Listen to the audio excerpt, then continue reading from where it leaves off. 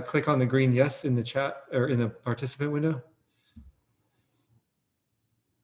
Checking for quorum here. Pretty sure quorum is 20 right now. And it looks like we have 12. Is it both representatives and alternates, or just, is it both that you said? Alternates who are representing their division. So if you're an alternate filling in for a full-time rep. Understood. Thank you. Thank you. And then keep the green yeses on, and I'll keep revisiting this until we have quorum.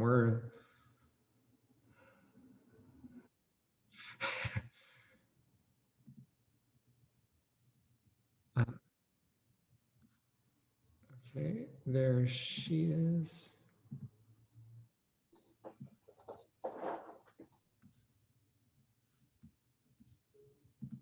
Oh, good. It did away with the confirmation. So again, if you are a representative or an alternate representing your division today, please click on the green yes in the participant window. We're up to 16. We don't have quorum yet, folks. So how about them Dodgers, right?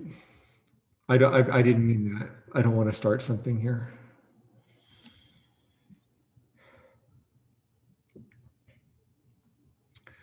And as you enter, if you are a representative or an alternate representing your division, then please click on the green yes in the participant window.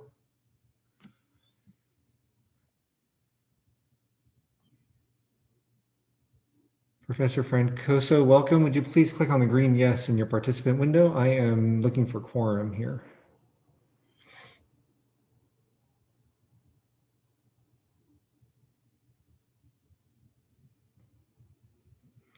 I'm being told by someone that they're counting 25. I see only 17.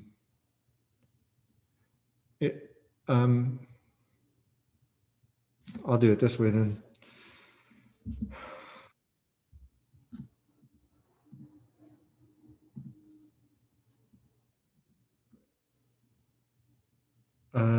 Okay, I'm not calling people out. I'm just calling people's names.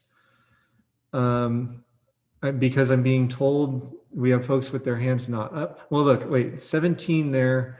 And then I see Professor Francoso, Professor Walker, Professor Constantine.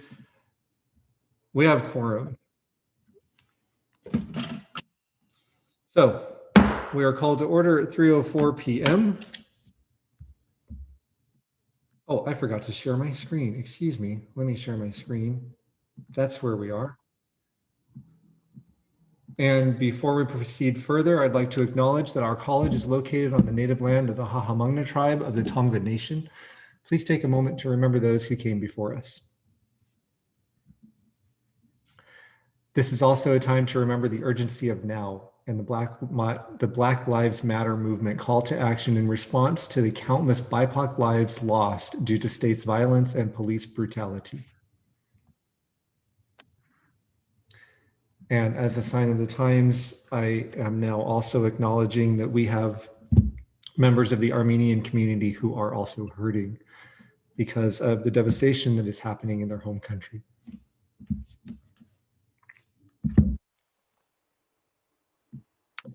That said, we are going to, I'm ahead of myself already. We have public comments, one from, that was emailed to me, a request was emailed to me by Tallene. So Tallene. Actually, you know what? I need to read my thing here. Pursuant to Executive Order N2920, dated on March 17th, 2020, and signed by Governor Gavin Newsom, we are modifying the way the public will participate in academic senate meetings during the fall 2020 semester. As part of its response to the ongoing coronavirus outbreak, the Academic Senate provides members of the general public the opportunity to make comment on agenda items or items not on the agenda. Public comment can be submitted via email to me, and submissions will be read aloud in their entirety at the public meeting. Such submissions must be received prior to the start of the meeting. The guidelines for the time and quantity of public comment remain in effect, those guidelines being 3 minutes per 15 minutes total. And I believe we have two of them. I'm going to assume that a question that was directed at me was because there was a public comment. And so first we will hear from Tallene. Okay. Hi, everybody. Thank you so much. Bear with me. I may cry. I'm going to try not to. On September 27th, Azerbaijan launched a full-scale military attack on Artsakh that has continued daily, targeting civilian populations and cultural sites. Artsakh, also known as Nagorno-Karabakh, is an independent republic with an indigenously ethnic Armenian population. Despite having traces of Armenian culture dating back over 2,000 years, the land was given to Soviet Azerbaijan by Stalin in 1923 in an attempt to appease their ally Turkey.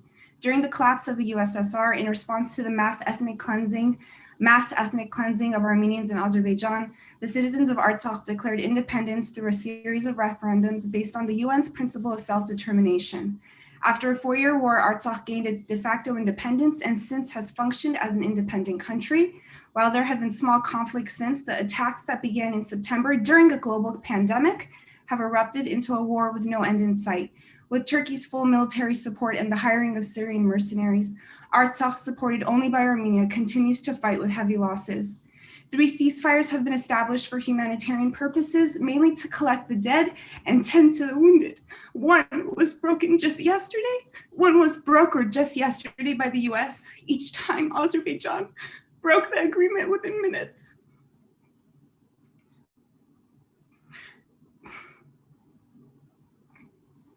Genocide Watch has indicated that what is taking place in Artsakh is in fact a genocide. This is now the sightings. I am the descendant of 3 survivors of the Armenian Genocide, my grandparents.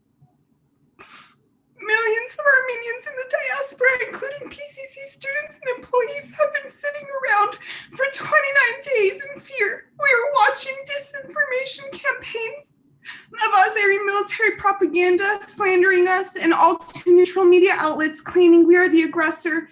We are being spammed by Turkish and Azeri social media accounts with dead soldiers and violent words.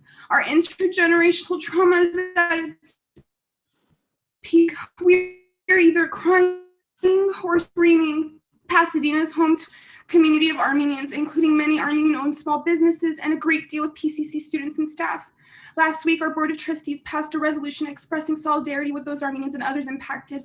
That, along with a message from Dr. Andrew Jonas, was a great first step, and the PCC Armenian community appreciates the gesture.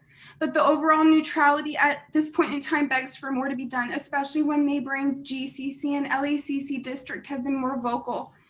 If the Armenian people you know seem disconnected or distant, it is because we are. No one has slept well in 4 weeks. We wake up in the middle of the night to look at what happened, who has died, what cultural site has been decimated. Students and staff's cousins, uncles, nephews, brothers, fathers are on the front lines. Whether or not we know someone in Armenia or Artsakh, the diaspora is mobilizing. People are traveling to Armenia. Your students are attending protests daily over LA. They're collecting money, demonstrating, and doing something because they feel guilty not being there. Some students have opened up and shared they're considering dropping out of school and finding a way to the front lines. I ask that you consider reaching out to your Armenian peers, colleagues, friends, and students. While we may be holding it together well, we aren't. A simple, I'm thinking of you makes a world of difference. Give your students an opportunity to have extensions. That will be helpful. Be a lending ear. Spread the word. Thank you.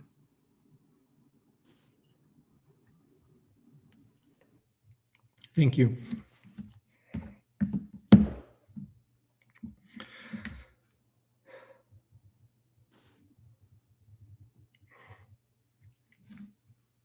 Okay.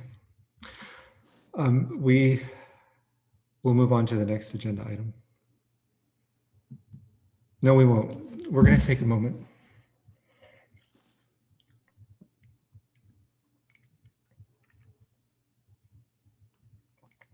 If you heard what I heard, then you heard to reach out to your students, to reach out to your colleagues.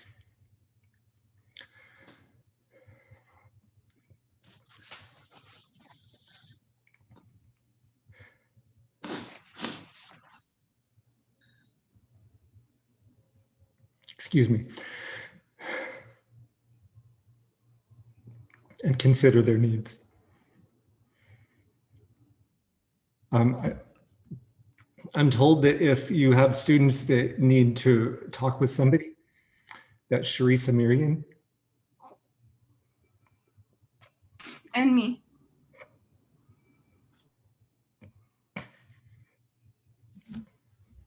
are available. Okay. Thanks. Now we will move on. There's no segue. We're going to move on to the approval of the 10-12 minutes. Are there any amendments or corrections to the minutes from the last Senate meeting?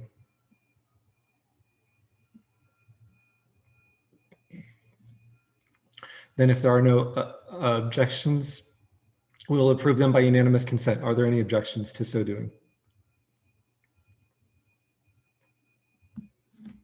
Then the minutes are approved by unanimous consent.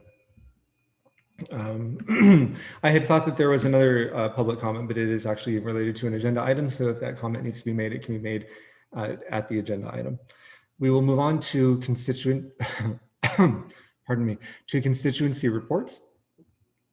President Whitworth, are you here for the PCCFA? Yes, I am. You're on, brother. I would like to thank her for that. That was very moving. On to the PCCFA report.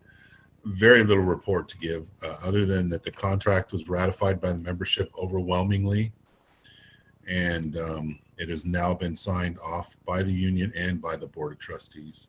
So that will be the contract we'll be working under for the next 2 years.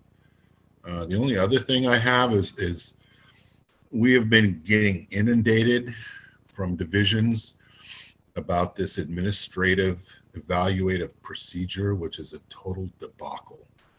And it seems as if none of the faculty are being allowed to actually evaluate these administrators. And there are a lot of very angry divisions. And other than that, again, I would like to thank Tallene for bringing that to us. Thanks, Tallene. That concludes my report. Thank you, and congratulations to FA and ratification. Next up, we have an adjunct faculty report. Professor Constantine. Yes, I would also like to thank Mr. Seropian for the message. Just to let you know that we in the African diaspora are with you during this time, and we will be reaching out to our students to assist them during this difficult period. I was able to attend the Part-Time Faculty Association meeting last Friday. It was very informative, so I want to thank the union for putting on this meeting for us. There's one main thing that I wanted to bring to the Senate to make everyone aware of. We did inform the union that we were a bit concerned about the imbalance of representation of adjunct faculty within the union. And so we're asking, hopefully, that within the next election cycle, we could hopefully get maybe 4 designated spots for adjunct faculty that only adjunct faculty can apply for. Because currently we only have 1 adjunct faculty as a union representative, in addition to the 8 full-time faculty. So this is something that we'll be working with the union on, and hopefully we get to this place where we have those designated spaces to increase adjunct input in relation to working conditions. For example, the health insurance. And I also want to thank the union for acknowledging the work that the Adjunct Faculty Issues Committee has been doing in the Senate, even though it's not a 10+1 issue. Again, I want to thank the Senate President and fellow senators for allowing us, giving us a platform to talk about it.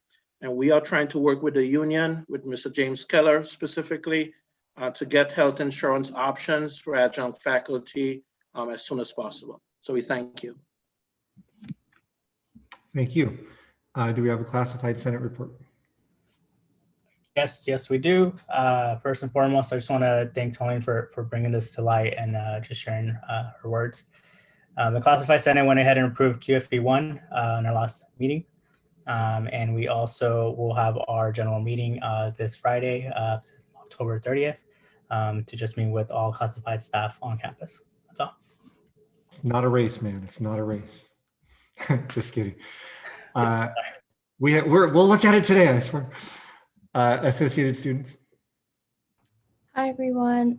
First and foremost, I really want to thank Tolene for sharing that message with us. I really hope that faculty are able to reach out to students because I know many students may be facing a lot of things right now. But for my reports, I just have a few reports. Recently, this past week, we collaborated with the Health and Wellness Center at PCC to help raise awareness regarding domestic violence. And we have also passed a resolution saying that the Associated Students supports Proposition 16, and we urge all other faculty and students in Pasadena State College to also pass a resolution to support Prop 16 as well.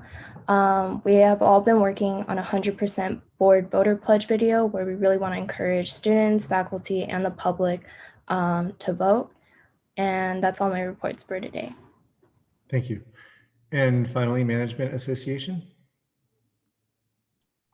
Yes, thank you. Had a mute issue again today, but thank you again, Tolene. I know you and I have been talking a lot about this, and I'm happy that you're given the time to present this. Similarly though, but in the last weeks and months, the Management Association and our college administration has been working hard to ensure that we're not only providing spaces for discussion and reflection, but also for support and its continuation of such. For example, again, with the help of Dr. Cobb, Dr. Cobb and her staff, many student, staff, and faculty mixers took place over the past month, providing an opportunity for staff and students and faculty to connect in a way that we're missing, right now. And so we're, thankful to her and her team for making it happen. Also, thanks to Dr. Micaela Maris Tamayo, who led a team to host our first ever Abriendo Caminos to Excellence, PCC Latino Latinx Student Data Symposium that focused on exploring the rich data our college had collected over many years. As many of you probably took part, Dr. Jonas has encouraged staff and faculty to register for and attend the various workshops led by A2Men by paying for the registration of those workshops. And I hope many of you, like myself, have taken advantage of this wonderful learning opportunity. And furthermore, as a form of action, Dr. Jonas has actually shifted our own monthly management meetings for the past couple to present, have a guest trainer, a speaker, you say, from Dr. Veronica Kiefer-Lewis from De Anza on helping us as managers to really being able to speak with our staff and have conversations that lead to action with regards to our own implicit biases, but also on how, again, have conversations about race that are productive with our own staff. And lastly, as far as hiring and the administrative ranks, as you may have seen, the college now has its first Chief Diversity, Equity, and Inclusion Officer.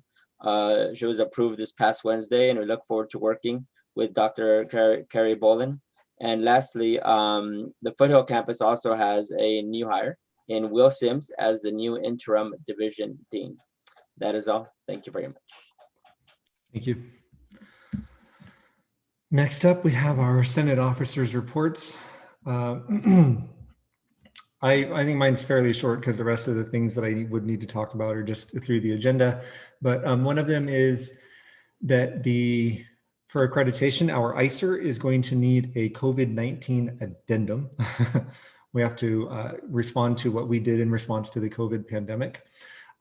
There will be at least one virtual forum when the accreditation visiting team is here. I believe that is scheduled for March of 2021. And since we will be virtual, the forum will be virtual. This is a save the month request. And the request is actually to show up to the virtual forum. Even if you don't have anything to say, or you think you don't have anything to say, show up, sit for an hour, be there. It's a request. I'm told by some of our colleagues who have gone to other virtual meetings for other campuses when they're doing their site visits, it's kind of sad when the visiting team outnumbers the people from the college itself. makes for an awkward hour. And so this request is just to make it so that our visiting team doesn't experience an hour of awkwardness and apparent apathy for our accreditation. So there's that. I understand some folks had a little bit of difficulty getting into the A2 Mend webinar on Saturday. Rest assured, as soon as the recording is out, I will send it to you all or send you a link to it. But I am also told that the next two A2 Mend webinars should be free. And so everybody can take advantage of that and attend those virtually. I would expect that recordings would be available of those as well. And as things become available, I will shoot them to you as well.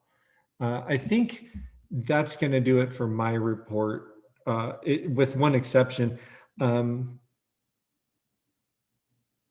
need to add something to the agenda, and that can only be done through a motion and a 2/3 majority vote. And so what I'm going to ask for is a motion and a second to add to item J under unfinished business, grading policy discussion. I intended to include it on the agenda and noticed today that I had neglected to.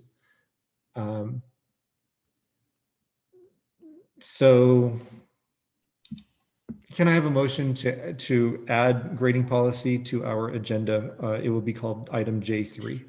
I'd like to move that we add that. Okay, so Professor Stoddard has moved, and then I didn't hear the voice, but I do see Professor Rose's hand up. So I'll take Professor Stoddard as the motion and Professor Rose as the second. And unless there is any objection, we will approve that by unanimous consent, which would then be at least a 2/3 majority vote. Are there any objections to so doing? All right, then we have added an item to the agenda, and let's hope it doesn't blow up our agenda. On to the next. Do we have a vice president's report? No report. Cool. Do we have a secretary's report? No report. All right. I know we have a treasurer's report. Thank you. So just to read the balances into the record, as of October 6, 2020, our total balance was $20,973.96. Our balance as of October 20th was $20,887.30 for a decrease of $86.66. The reductions in the checking account represent reimbursements for our Senate book clubs. The decreases over the last several months have also been due to reimbursements for the 4 books that our senators have committed to reading. Thank you. Thank you. Oh yeah, committee share outs. All right, I have these somewhere. College Council. We heard at College Council that the I think it's called the 3C2A, the state athletic body, is working on a spring schedule for athletics, although that schedule is still up in the air. Part of what they are dealing with is that there are 58 counties in the state, and they each have their own rules regarding the response to the pandemic. So that kind of makes things a little bit tough. But some part of the talk is that players and coaches would have to be tested 48 hours before competition, but then what about practices and all of that? But the point here is folks are working, they are meeting, they are trying to get athletics going on and hopeful for some spring sports. Maybe we should have a collection for some cardboard cutouts in the audience, right? Professor Stoddard. Thank you, Matt, or Professor Ennis, sorry. I wanted to just speak that we received an email today asking for using somewhat of a template approach to contacting our 5 county board of supervisors. I live in Temple City, that's the 5th district. I think that's the same for PCC, and you might live in a different district, so it would be directed specifically to the County Board of Supervisor. Actually, I've been spending a lot of time in the last several months writing these folks and other folks, just trying to get a paradigm shift of what's safe, as you can imagine, and what I do for a living. But in this particular case for the athletes, this has been generated because, and then I'll be done, just make it quick. The Pac-12 agreed, the LA County Board of Supervisors agreed to allow the Pac-12 to compete. And so that opened the door. And so what we want to do is get a paradigm shift from this is coming from the 3C2A. I live in your district. Please, will you consider extending that to the community college sports programs? If you'd like more information, I'd be happy to share it with you. All right, you heard it here first. Thank you. In other news from College Council, we did have Aspen interviews. They were virtual. They occurred, I think, I don't know when it was. I think maybe after the last Senate meeting, maybe it was before the last Senate meeting. I don't remember, but I did participate. They were here for 2 or 3 days doing a bunch of interviews. I'll tell you what, being part of a group interview, I'm really proud of what PCC has done. My gosh, I jumped in when I could, but I was in a group of people who are they made me feel like I'm lazy. Geez. All right, our enrollment is down 7.6%. That's in terms of enrollment, the total count of enrollment, but our head count is down 5.3%. In other words, we have slightly fewer students, but they're also taking slightly fewer units, which I think makes sense. It's not good, but it's not as bad as it might be. I think nationwide, the enrollment's down something like 17%. So we're kind of hanging in there. And there are some conversations about what's going to be required for reopening. They're looking at having open labs, plexiglass, that sort of thing. It's going to be a process, but there are folks who are thinking about it now. The Facilities Standing Committee has voted and unanimously approved that the former Career Center in the L Building is the optimal space for a temporary location for a Black Student Success Center. Woo-hoo. And they have requested this item be on the College Council agenda for review and recommendation. Delays have pushed the demolition of the U building back. I feel like demolition is really a misnomer. It's a dismantling. If you're thinking about explosions, you're wrong. Anyway, it looks like they're going to be taking the dismantling is going to take place January, February, and then they're going to bid for the construction. I think I heard a date. It's going to be like 1.5 years after the demo or something like that, maybe 2.5 years. I don't actually remember the date, so I'm going to just move on to the next thing.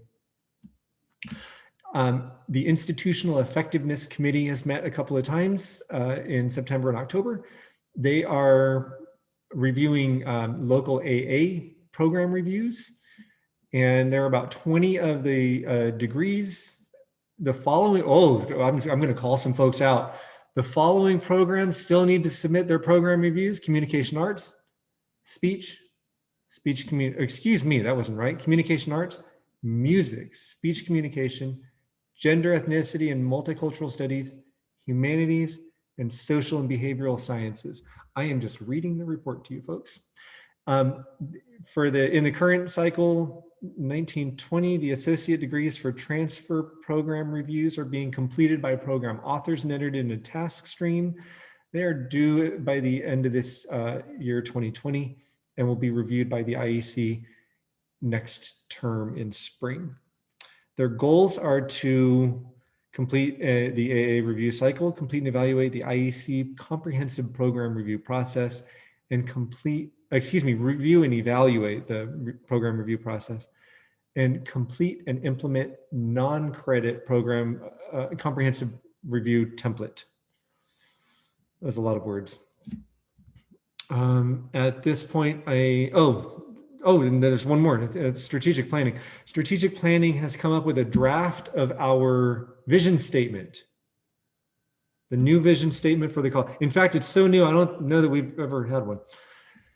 Every student at Pasadena City College is welcomed into a safe and dynamic learning community that affirms them and their experiences, creates conditions for empowerment, critical thinking, and informed civic engagement, and provides the support needed to meet their personal, academic, and career aspirations. And if you work real hard, you can read all that in one breath. This is going to, let's call this a sunshining. I don't know if that's only for contract negotiations, but I'm going to call it a sunshining. And if I remember, this is going to be included on the next Senate agenda so that we can kick it around and give our approval to it.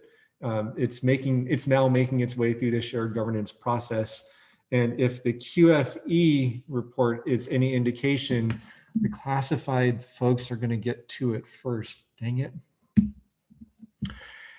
Academic Senate Subcommittee report outs. Veronica, excuse me, Professor Aramillo, you are up. I didn't receive any reports this month from anyone. Well, that's a Couple of weeks. Probably a future agenda item. All right, thank you. Then we are on to consent item C. We only have one appointment, Professor Vandrosco from Natural Sciences, and I am missing a space there, to the Calendar Standing Committee. If there are no objections, we will approve this appointment by unanimous consent.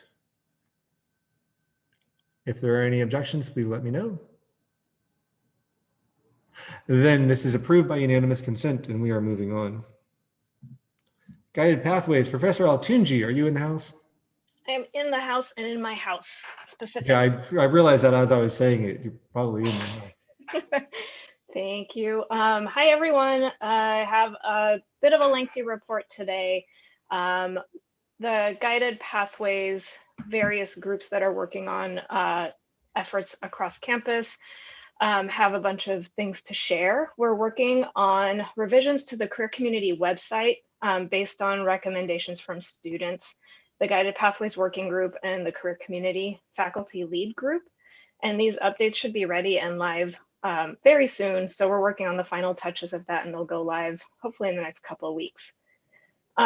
Professor Rose, as the Career Community Faculty Lead, is collaborating with the Freeman Center faculty and staff on creating a Canvas course for the faculty to learn about how to support students' career exploration and development. So that will be worked on for the rest of the semester, and hopefully with some sort of a launch in the winter. The Guided Pathways Working Group have developed recommendations of action items that were sort of a mashup of action items from a variety of different committees and groups. Some of the areas that we're prioritizing are part-time program maps, connecting program maps to the programs directly on our websites, faculty-targeted professional development in the areas of career development and work-based learning, protocols for students who drop or are dropped, increased transfer awareness, which in an effort of improving that, it is transfer season. Students are currently applying to four-year universities for the Cal States and the UCs, so please make sure to share that with your students, that if they need any support at all, to go to the Transfer Center for that. Institutional learning outcomes, gateway course redesign, and a curriculum audit. More information will be provided on all of these as we continue to work on them. Current Guided Pathways effort have involved engagement and support from the Campus Guided Pathways grant from the Chancellor's Office, the HSI Abriendo Caminos Title V grant that is currently supporting the Career Community Faculty Leads and the Equipo Student Advisory Group. And soon the Pathways to Completion 2 Title V HSI grant, which we just received, will be also supporting some of the Guided Pathways efforts across campus. Each of these grants were written to support Guided Pathways at PCC, and I'll be sure to report out from these various groups that are working on the activities for those grants. Winter registration kicks off on Friday. Students are going to be getting emails about supports that are available to them as they navigate the schedule of classes and so on. We have a virtual support center if they hit any hiccups in the registration process. It can be accessed through the main college webpage. And this is new. As of fall, we've had this virtual support center in place, and it's been working really, really well. And it coordinates with financial aid and the admissions office, which has made a very effective team to help students with their registration. So please let students know that the schedule is online for winter and that they can view their registration dates in their portals. And if they have any questions, to visit the virtual support center. And I mentioned transfer deadlines are fast approaching. The date to submit applications is end of November. And hopefully we'll be able to send some nudges out through the faculty to share with their students in their classrooms. And that's my report. Cool. And if you have nudges, send them to me. They will be coming to you from a brand new email address, academicsenate@pasadena.edu. I'm just looking for an excuse to use it at some point.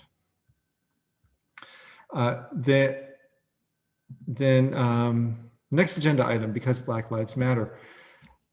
last meeting, we looked at the student, I've been asked to slow down. So apparently I'm high energy right now and I'm not sure why. We looked at the student equity plan last meeting, and we got, it was just kind of an overview, and Professor Rose kind of helped you see how to view the document that you were looking at. I know that it's a lengthy document, but after you read a few pages of it and then you get into the actual strategies in C, you kind of get the hang of what you're reading, I think, and then things go a little bit smoother. And we wanted to bring it back today to ask if anybody had any ideas on how to implement this, but I'm going to hold off on that actually. And what I've done is I've identified 8 items in the, let me go ahead and I'm going to share 2 things one at a time here. Here's the student equity plan, and I'm looking starting at page 10. So it's the last like 3/5 of the document. And what we see here is C, metrics and activities for disproportionately impacted student groups of PCC.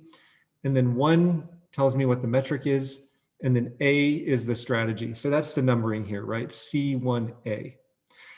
And what I would like to do is I'd like to ask folks, I'm actually going to do this twice during this meeting on 2 different things. And I'll tell you where it came from. In College Council last meeting, the previous meeting, we approved goals for the year. And then the most amazing thing happened. The goals were presented to us, and Dr. Androgenis asked, okay, who wants to take this one on? And, I'll do this one. Who wants to take this one on? And little groups were formed. And if these are the goals for the committee, then they have to get done. And if they're going to get done, it's because people are going to focus on them. I identified 8 of these strategies within the student equity plan. And what I'm going to ask is for folks to jump in on a strategy. Now, the difference between what happened in College Council and what's going to happen right now is I'm not asking any of you in particular to lead the charge on any of these. What I'm asking for is for any of these 8 items, and we'll have some time to look at these. This is a 15-minute agenda item here. If you see something that speaks to your being in one way, shape, or form, then I'm going to ask you to volunteer to get connected with the folks who are working on that. And in this way, what we're going to do is we are going to include the Academic Senate into the implementation of the student equity plan. Now, the way I came up with these 8 items was I read through the student equity plan and I went, I feel like the Senate could work with that. I feel like the Senate could work with that. So these are just me thinking that seems like stuff that we can do. If you have other stuff in the document and you're like, I really want to be involved in that, cool, let me know. And we'll get you hooked up. In fact, what I'm going to do is I'm going to actually ask you to connect with Professor Rose. But I'm going to ask for some folks to publicly proclaim, yeah, I want to work on this. And I see a hand up. Professor Cairo, do you see something you want to work on? No, but it is in reference to this. The Senate academics and members of social science passed this along to our division and asked our members if they had any questions. And I received one question, and I'd like to ask it now. And the question pertains to the homeless student body that we have, and if they're included, why? What can we do to help them out as to include them in these grades, make it 9 versus 8? So it's in regards to the homeless student body. Thank you. Okay, Professor Rose. I just wanted to clarify that the student equity plan addresses groups that were identified by the statewide chancellor's office that we collect data about.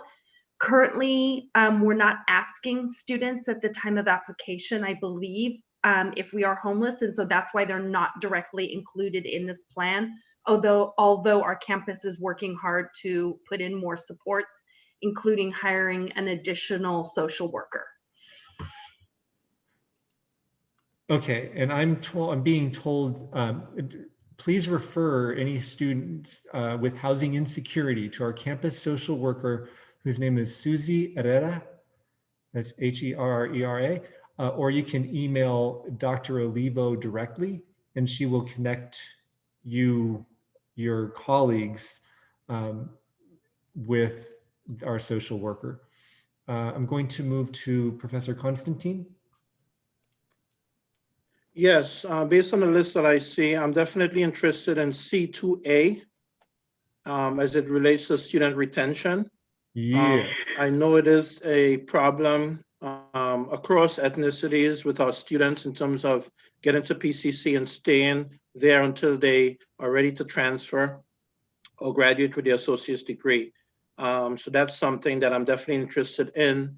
And just based on feedback that I've gotten from some African-American students who I've been in conversation with, there seems to be a missing gap between graduation and leaving PCC and employment. And I think if we can correlate the two, we're going to have many more students interested in college. Because right, students are saying that when they leave PCC, no one follows up with them. There's no interest from members at PCC to ensure that students are being employed within a certain time frame. So I think that's something we could definitely work on. Okay. Were you through? Okay. Thank you for letting us know about that. That is an important thing to bring up, and it's something that we look at, I think, in strategic planning. One of the things we look at as in our metrics is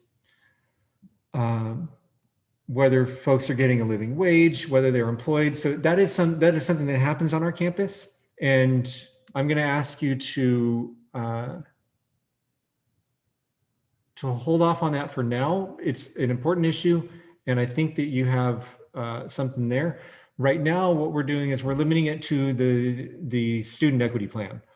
So I'm not trying to fix every problem and address all of the needs at PCC. What I'm looking for is ways that we can actualize the student equity plan. Although, you know, I'm writing some notes here for future discussion, and so like time to employment. And I see a couple more hands are in the are hands up. I don't want people to say, I'll take this one, I'll take this one. I want to go through it. And then as we get to one, I want you to self-identify, yeah, I want to work with this one here. So I see that hand went down. Professor Cairo, your hand is up again. Yeah, Dr. Hennis, I just wanted to say, going back to the initial question, we all, within the social science division, we have Dr. Cheryl Bird and Professor Kaitzer Puglia that have this backpack program for both males, well, female students. So I don't know if Dr. Herrera and Dr. Olivo are aware of this, and if you could perhaps find a way to put these three people together, that they can work together rather than separately in order to better aid our students. Thank you. Okay, so for future reference, since that's not directly related to our student equity plan, although valuable information, I think it would be appropriate as an announcement. But I totally get that you're representing your constituents right now. Okay, we're going to go through this now. And I'm not going to give you, oh, we have 5 minutes left. We've sure burned through this. I'm not going to give you all the subpoints there in the student equity plan that you have, but expanding and institutionalizing integrated and customized support to students as they navigate matriculation. This would be related to guided pathways, guided entry, I believe. And you'll see that in the details in the student equity plan. Is anybody interested in jumping in on that? If you are, just go ahead and raise your hand in the participant window.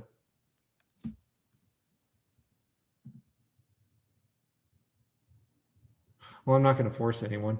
Engaging in inquiry to assess and evaluate the success of customized guided entry activities. This absolutely overlaps with guided pathways, with their guided entry.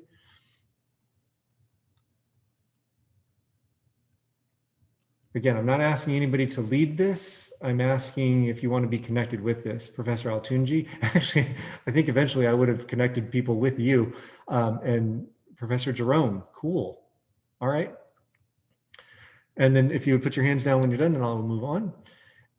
Provide consistent opportunities for professional learning that are equity-minded and student-centered to increase student retention. And I see Professor Ruiz's hand is up. Cool. And if you have a comment rather than just volunteering, then just chime in after I call your name. Professor Simon. Cool. So these are professional learning. This is to aid your colleagues. Engage. Oh, and so if and I probably would have connected them with you, Professor Foster, for item 2C or C2A. Sorry, Matt, I just had a question. Can I ask? Yeah. I'm wondering, so are you identifying leads in the Senate for these things? And then we'd go out and ask other faculty if they'd like to help. Are there already existing teams for this? I feel like this would be better if like a Google form went out and that we could just pick where we're, what we're interested in doing, or all faculty could pick what they're interested in doing. And then if there are leads, that they could just be contacted by them. Is it, I don't know. Because I would personally be interested in knowing like who already is involved with each of one of these and what's already been done, or what kind of funding is available, or what, you know what I mean? So that I hear you. Of that information. Well, at this point, I'm looking for people to express interest, but I can look into what it is that you're describing. I'm going to actually, she doesn't know this, but I'm going to throw in Professor Rose. Professor Rose, do you have any response to that? I think a lot of this work is currently being undertaken by the Guided Pathways working group. I think that we are always looking for faculty partners. So I do like the idea of perhaps sending out a list and having people sign up, and then we can form kind of information groups in order for people to understand more about the items, what's been done and what's needed, and what role faculty can play in contributing. Okay. I personally would hesitate to say, yeah, we're assigning faculty leads from the Senate, because I don't want a duplication of efforts. And I know some of this stuff is being engaged with on our campus. So then I'll go ahead and we'll bring this up again next time. I'm being told that we have like 2 minutes. But this is giving me a chance to get a sense of how invested we are. And so I'm actually going to continue with what I'm doing, and then I'll take Professor Foster's suggestion into account.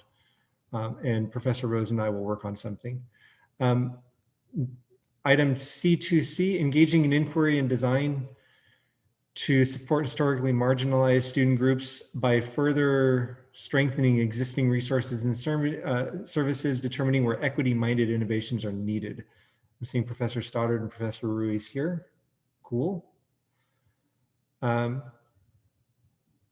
C2D, engaging in inquiry to assess and evaluate the success of coordinated support services that facilitate retention. Professor Vendrosco, cool. It's a little part of me just gets a little bit happy when I'm seeing these hands go up. It's great. Engage in inquiry and design to support historically marginalized student groups by strengthening resources and services where additional equity-minded innovations are needed.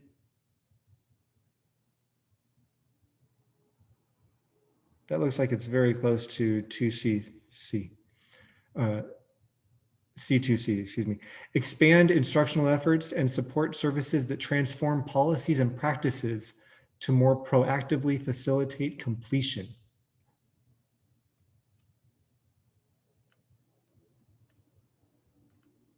Not seeing anything there, Professor Ruiz. Your excitement's going to spread you thinly, but if you can handle it, cool. Engage in inquiry to assess and evaluate the success of guided exit activities and their responsiveness to Black, African American, Native, Pacific Islander, and LGBTQ students and their peers who have been historically marginalized in higher education. And then I'm getting in the chat, I'd like to help with C2A, cool. Then we will work on getting some more information about this stuff and get a more kind of formalized Connect You form. But for now, all of you who raised your hand, shoot an email to me and or Professor Rose and or Professor Altunji. If you see stuff that's related to guided pathways, you're probably going to end up connecting with Professor Altunji.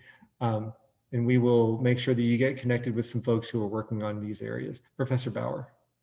Yeah, I was just going to bring up as well, and it's related to the statement Dr. Foster just brought up. As an example, C2A kind of overlaps with some of the work that we're doing in the faculty development committee, or could be doing. And I think that may have been part of the question, to see whether there can be a link that would be made to a group such as that. Well, and that's what I'm hoping to. So if you connect, if those of you who raise your hands connect with us, we will connect you to where these things are happening. I want to plug you into the efforts. I don't want duplication of efforts. And this document here, somebody is asking if this is in the packet. This particular document is not, but what I will do is I will copy and paste it into the chat. It's going to take over all your chats. So all your conversations are going to have to stop right now. And it doesn't want to paste into the chat. I'll send it to you so that you can see what we talked about today. Cool. Then we are going to move on, and I'm going to go back to sharing. What's next anyway? Oh yeah, so our packet. I hope this is the right thing. Yes, it is.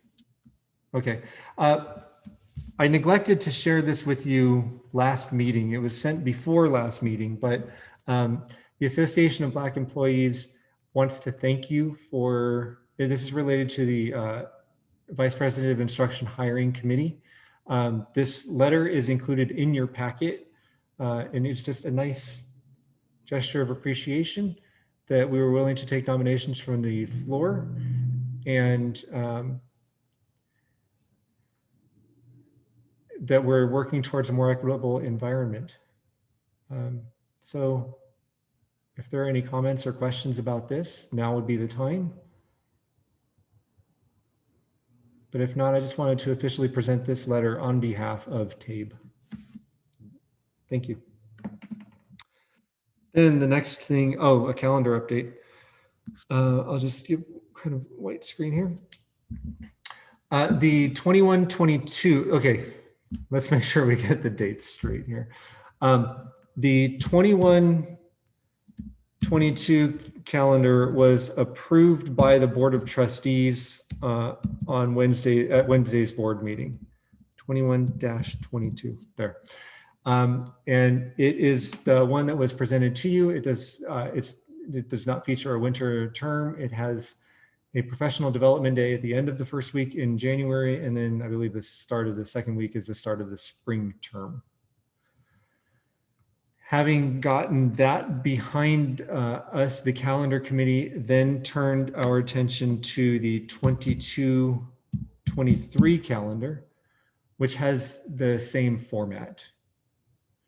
There were some slight differences though, and I believe it's the 22-23 calendar. It will be presented to you officially at some point. Wait, I think there was a question related to the 21-22 calendar. Professor Constantine. Yes, my question is relation to the 21-22 calendar that has been approved. Next year, yeah. My question is, does it have to be voted on in the Senate first before the Board of Trustees No, approves the calendar? no. The Academic Senate has its voice in the form of, I believe, 4 Academic Senate appointed representatives on the calendar standing committee. The calendar is not a 10+1 issue. Okay, and in our meeting on Friday, members of the union had expressed the need for us to keep the winter. How does that influence the Board of Trustees' decision? They heard the public comment regarding the calendar and a request to not to vote on the calendar at the last Wednesday's meeting. There were some questions by the board that were directed to Dr. Androgenis regarding how does this impact folks financially and that sort of thing. And they are aware of the desire to keep winter, and they voted to approve the calendar unanimously. So how they took that into account, I think would have to be directed to them. Professor Cairo. Thank you, Dr. Hennis. It was my understanding that at the meeting, our union filed a PERB against the implementation of the winter. Was there any comment by the board when that was presented to them? No, they did not mention anything along those lines. Okay. Thank you. You're welcome. So on to the 22-23 calendar. It has the same format, spring starting early, Public Employees Relations Board. It's the way the union sues the district. Excuse me, it's the way the union addresses issues by a third party with the district.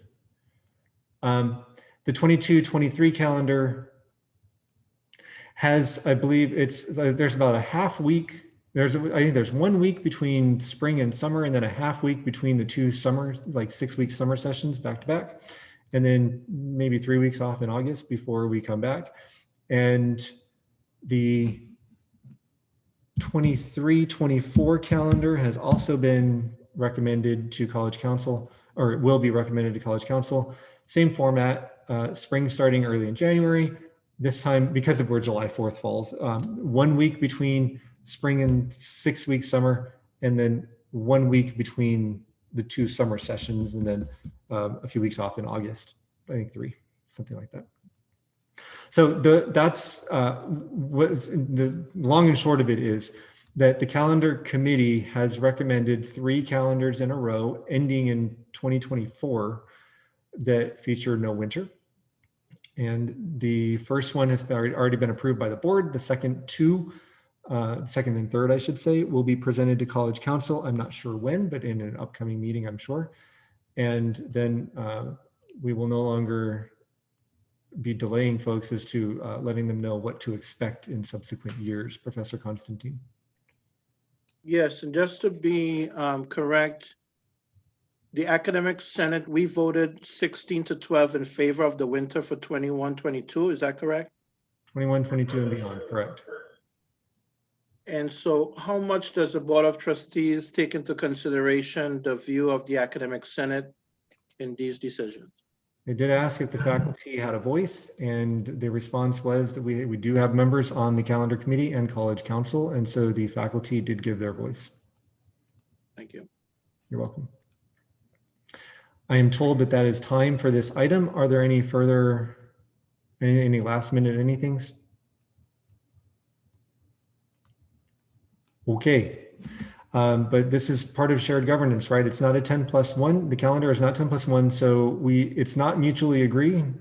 It is collegial consultation. The Senate was consulted. The Senate had voted. The Senate representatives gave votes. It's the process. The next item is the grading policy. This is 10+1 because it's grades. And last time we talked about the grading policy, we had a robust conversation. I really appreciated hearing your perspectives. And I went back and I had some conversations. I think we have 5 minutes for this. Oh, let's say 5 minutes for grading policy. And there are additional considerations that we did not know. So just to recap, what I heard from this group last time was basically roll over what we did in spring. And that was under the assumption that the edict that came from the state chancellor's office was going to be renewed. When that document that said, yeah, it's being renewed, was read more closely, another comment that was made during the last Senate meeting came to mind. And it was, let's continue to do some research and gather some more information before we make a recommendation or a decision on grading policies. And when I say roll over what we did in spring, what I mean is automatic conversions of DNFs to EWs, extending the deadline to petition for pass, no pass. I think those are the two things. There may be one more, I don't remember. Here's the deal. We may have permission from the chancellor's office to automatically convert to EWs and to give special consideration for pass, no pass, but the verbiage in there indicates, but be careful when you're making this decision, because nowhere in there does it say that the UCs and the CSUs are going to continue to honor pass, no pass. Nowhere in there does it say that the federal financial aid system will not harm students if they have grades that are converted to EW. An EW makes it look like, for all intents and purposes, the student didn't take the class. Whereas a non-passing grade shows the student did take the class. They attempted the unit. So an EW makes it look like they did not attempt the units. Here's the point of the story here, folks. Based on the information that I have wording here. I think I closed my document. Based on the information that I have, I'm not sure that what we did in spring would continue not to hurt students. It may seem that the negative consequences outweigh the benefits of automatically converting non-passing grades to EWs. However, students can petition to have non-passing grades converted to EW. That is the current practice. One of the guiding thoughts when the group who worked on this in spring had was, don't harm students. And the information that I have now seems to indicate that if we automatically convert Ds and Fs to EWs, that we may inadvertently be harming students down the road. And so the point of this being on our agenda is to say, appreciate the conversation that we have. I know what you wanted last time. I'd like to reopen a brief discussion about where you'd like things to go based on the information that you now have.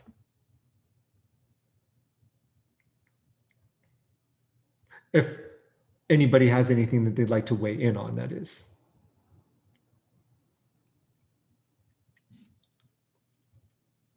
Okay, I'm not seeing anybody raise their hands.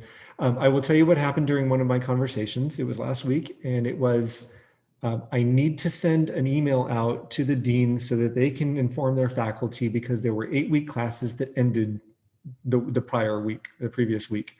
And students wanted to know about EWs, which means that faculty needed to know about EWs, which meant that the Office of Instruction was going to get a bunch of emails.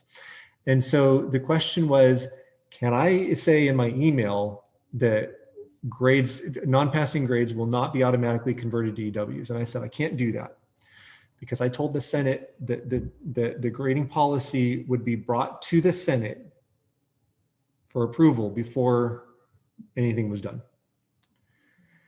So I couldn't give the green light for that. And the party with which I was in a meeting understood, got it. You told the Senate something, you got to follow through on it.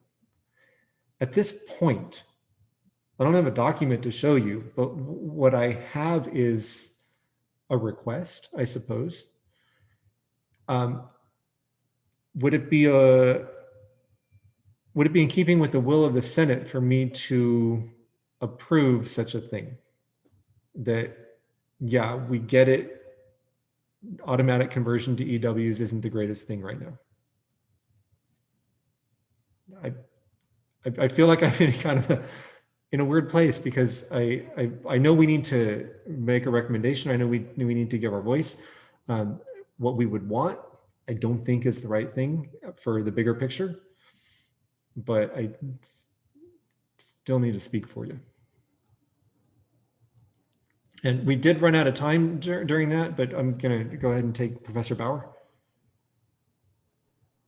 I was just going to restate what I said 2 weeks ago. I think we need to have compassion for our students and what they're going through right now, but not at the expense of approving something which is potentially going to harm them. And that's what I stated 2 weeks ago, and I still stand by this until we know not only what the state is going to decide, whether it's the UCs or the Cal States, but we have a number of students who go to private schools.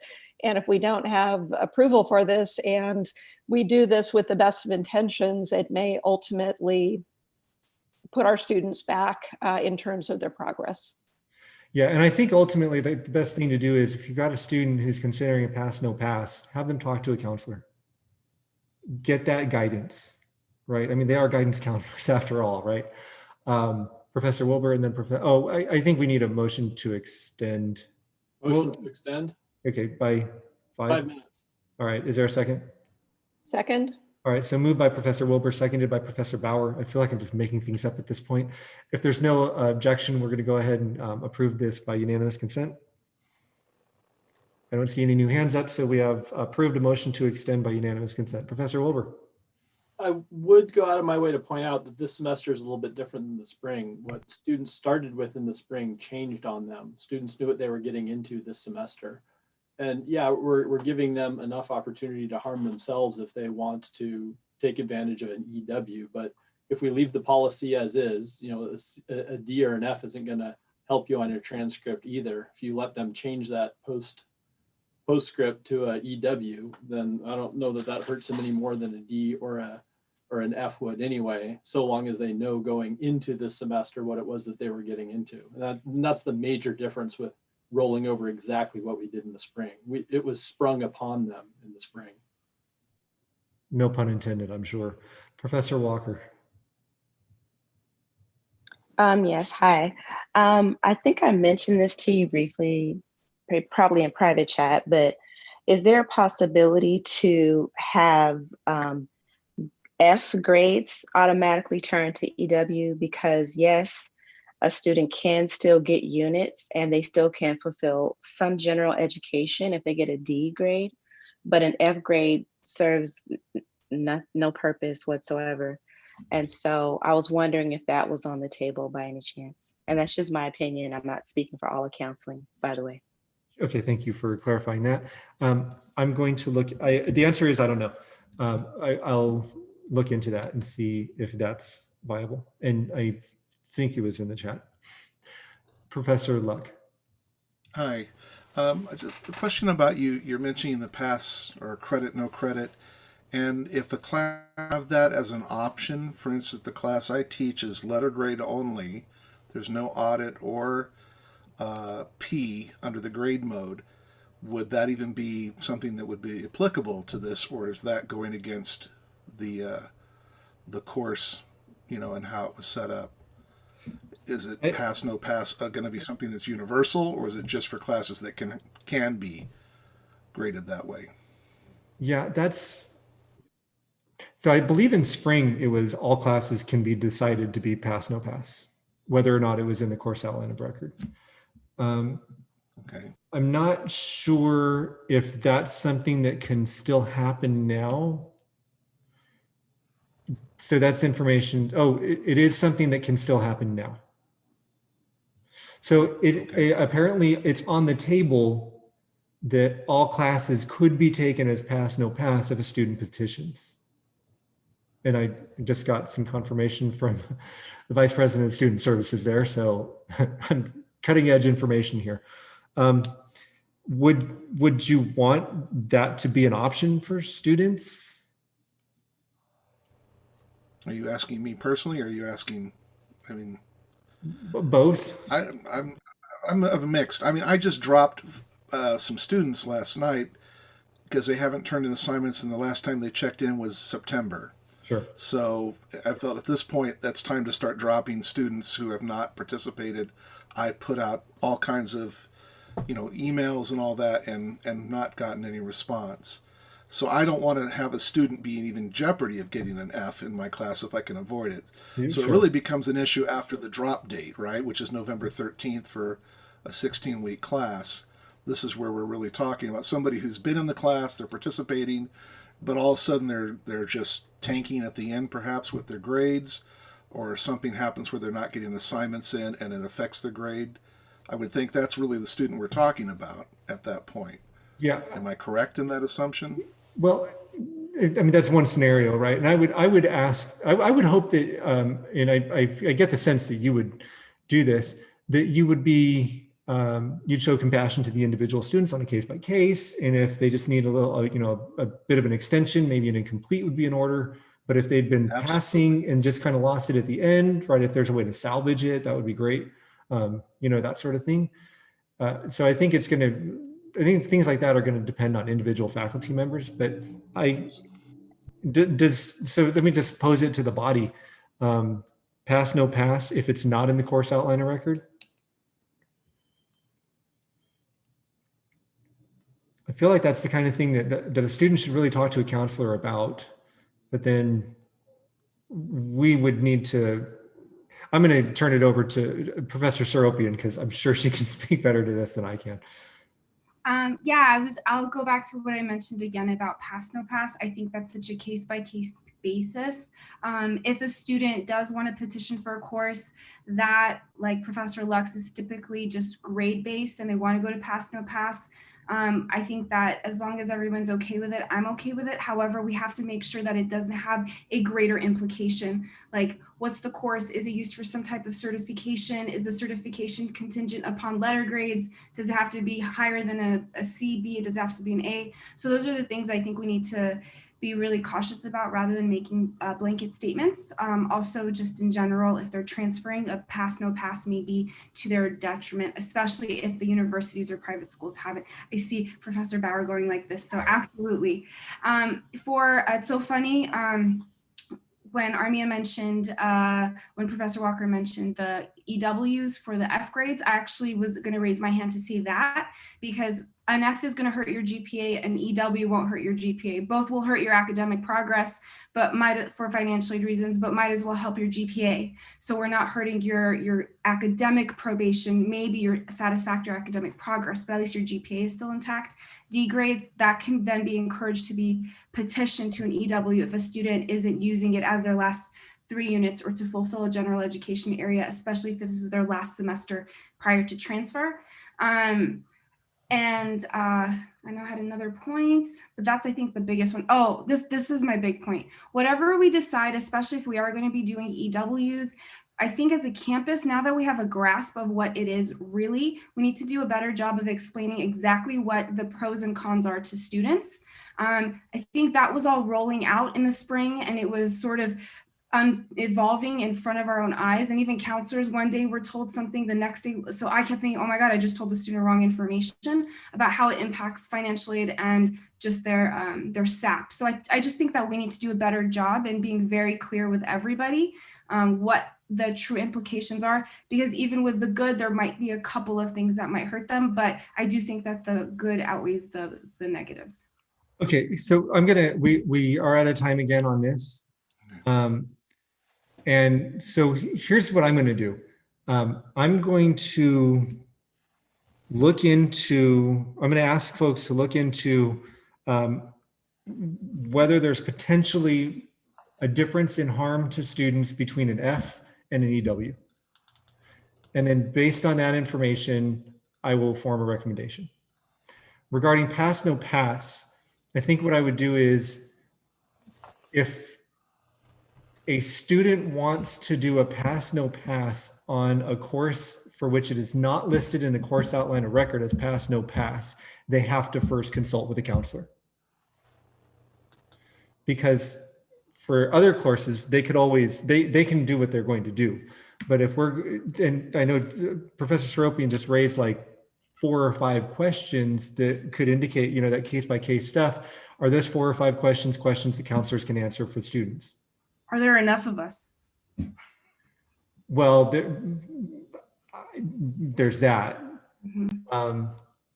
So it's either not allowing it or potentially inundating the counseling staff. Okay. Professor Luck, we'll make this the last comment. You're muted. You're muted, sir. Oh, he's he intended to be muted. Okay. Then I will do what I can. If I'm asked to make a decision, I will try to channel you all when I do. And if not, I will bring it back here. Students have to be informed of the EW change, not to accept it each term. Oh, that's what you want to happen. Maybe it would be like your grade can be converted to an EW. Do you want that to happen? Yes or no? Then it's not automatic. No, I'm hearing bad move. EWs have to be by petition if they're Ds, potentially automatically converting Fs to EWs, or all done by petition. All right. Okay. I have the information I need to carry on a conversation about this. And like I said, if I have to make a decision, I will let you know what it is. And if I can loop you in on it, if I have some sort of document to give to you, that would be great, then I will. With that, we are going to move on to the next agenda item. Thank you, everybody who participated just now, for your input. This is helpful. And if you, let's see, I don't know if I'm allowed to do this. If what I'm about to say is incorrect, the parliamentarian will let me know. Because it's not something that we are currently voting on, if you have a thought related to the grading policy that you didn't express, Professor Hanley, is it okay if they email me their thoughts?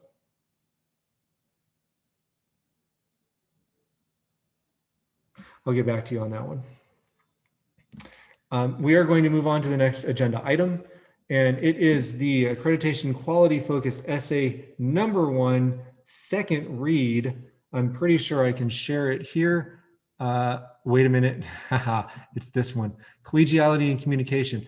I inadvertently included the incorrect one in the packet. I don't know what it is with these QFEs. Okay, I'm told, sorry folks, back to the last agenda item.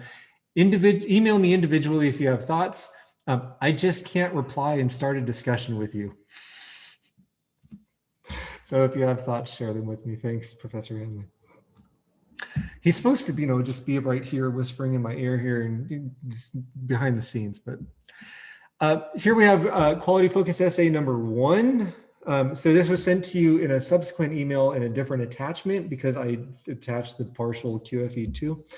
And collegiality and communication. What we have is a history of recommendations for 20 years. And then we have a bunch of proposed actions like members of college council will reach out to their colleagues and bring back ideas. Strategic planning committee doesn't have enough to do. Will host an appreciative inquiry. College will work directly with managers to support classified staff participation in shared governance because they don't have it as part of their contract. They do it because they want to. And professional development committee will provide learning opportunities that encourage humanity and empathy and interactions. Expected outcomes, the college will see a majority of employee responses on the campus climate survey indicating effective participation. And end of year committee assessment will see an increase in participation. And we will develop a comprehensive guide to the responsibility and philosophy of shared governance at PCC. And that became one of the college council's goals. I forgot to even ask if Dr. Alvarado is here. Professor Alvarado, are you here? I am. Oh, you are. I didn't see you in there, so I'm glad to hear that you are here. I just rolled right through this.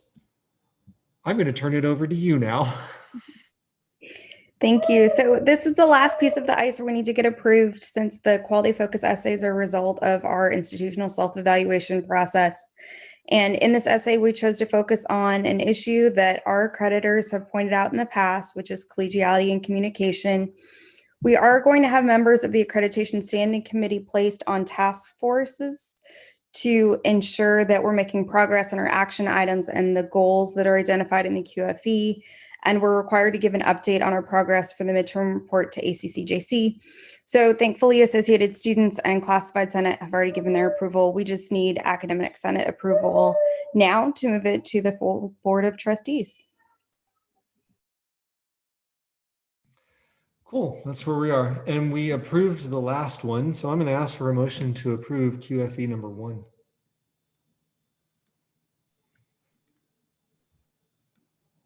I move that we approve QFE number 1. Cool, that's Professor Bauer. And then I see a hand, Professor Rose. Are you seconding? I am. You are. So moved by Professor Bauer, seconded by Professor Rose.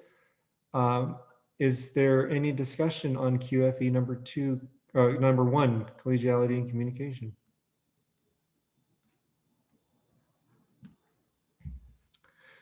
I will say that one of the issues that, oh, go ahead, Professor Endor.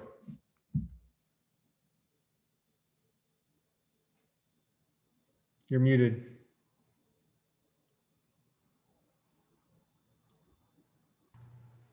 I'm sorry, part of it disappears when your screen goes on. So I don't know what this is supposed to address, but it actually doesn't address anything on my campus, at the Foothill campus, because we have teachers who are perfectly willing to communicate. We just have never had anyone in the 15 years I've been there who is willing to listen and do anything about it. So on my particular campus, a good teacher is a docile teacher who okays everything. Okay. Professor Rose has a hand up. Yeah, I just wanted to share that the Student Success Committee at our next meeting is hosting a panel of non-credit faculty and staff and students to share their experiences at the Foothill campus. Thank you. Okay, thank you. And well, what you have here are several representatives of the Accreditation Standing Committee, including the Faculty Accreditation Coordinator, who have just heard your comment. And so when we come down here to expected outcomes, we're hoping to see a majority of employee responses to the campus climate survey indicating effective participation in governance work. The employees at the Foothill campus will be participating in that survey as well. And so I'm not just saying that we'll wait for the survey down the road. I'm saying knowing that this is a concern is something the Accreditation Standing Committee can take into account as it goes to implement these things here. The Strategic Planning Committee will host a college-wide appreciative inquiry into questions surrounding collegiality. College-wide really means college-wide, right? So we will be sure to include Foothill campus in that appreciative inquiry as well. Thank you for bringing up that concern. Are there any other comments, questions before we hold a vote? And then have we been doing this by unanimous consent? Does unanimous consent work for you, Professor Alvarado? Yes, it does. Cool. Then it's been moved and seconded, and I don't see any other hands up. So if there is no objection, we're going to approve QFE number 1 by unanimous consent. Are there any objections to so doing? Then we have approved QFE number 1 by unanimous consent. Cool. I'm just trying to see what's next in my packet here. Oh, yes, got it. AP 3050.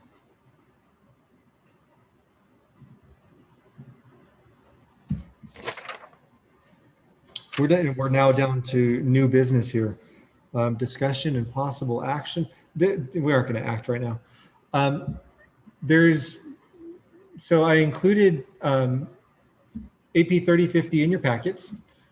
It is 4 pages or so, 3 pages, 1, 2, 3, 4, 5, maybe 5 pages. And it is up for just revision. It is our professional ethics of faculty AP. There is a committee, the Committee on Academic Freedom and Professional Ethics, also known as CAFP, who will be looking at this document, revising it, and then presenting it to us for approval. But I am bringing it to you to ask that you, well, if you had a chance already, read through, to have read through it. And if there are any recommended changes to this AP that we can forward on to CAFP, the committee that'll look at it, then that's what I'm after here. I know that there are some grammatical issues here and there, and they're going to clean that up. But overall, kind of big picture, does anybody have any recommendations for editing this document at the moment?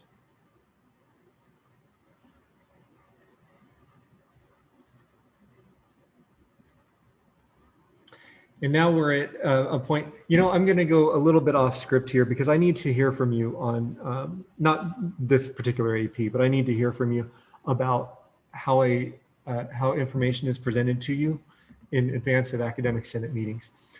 You get packets on Friday, Thursday. So you have them for 2 or 3 days over a weekend. And this particular packet is 31 pages. And I'm starting to think that maybe it's a big ask for you to look at, 20 pages of documents in a couple of days and then expect engagement during a first read.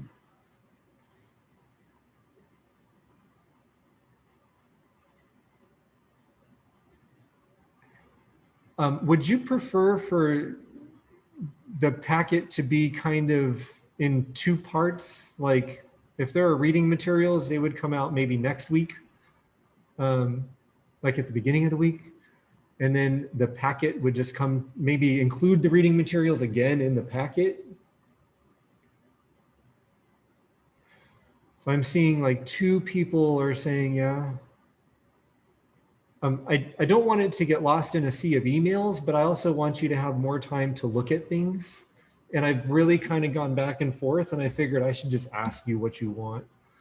So I'm getting a little bit of moment or a little bit of feedback here indicating, yeah, give us more time to look at stuff.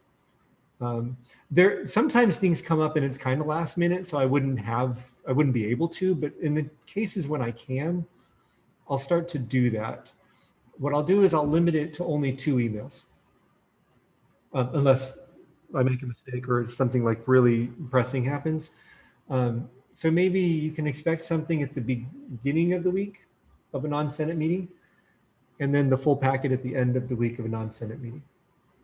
And then I paused there because I got mixed up. This is AP 3050, and I actually was supposed to bring for you BP 3050. So we need to look at the board policy anyway.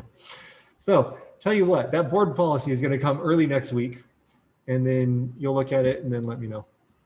The AP is still going to be looked at because it's got some errors in it. I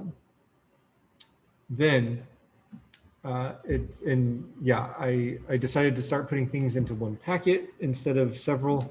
Okay, so there's a note in the chat about that.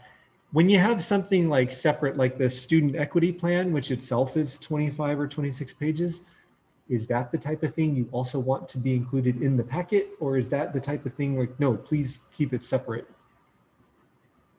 Does anybody have an opinion? Include it, just give me one packet. That's what I'm If you're the only one who votes, you win. All right, as long as it's labeled okay, it doesn't matter. Okay, so the table of contents is working for you.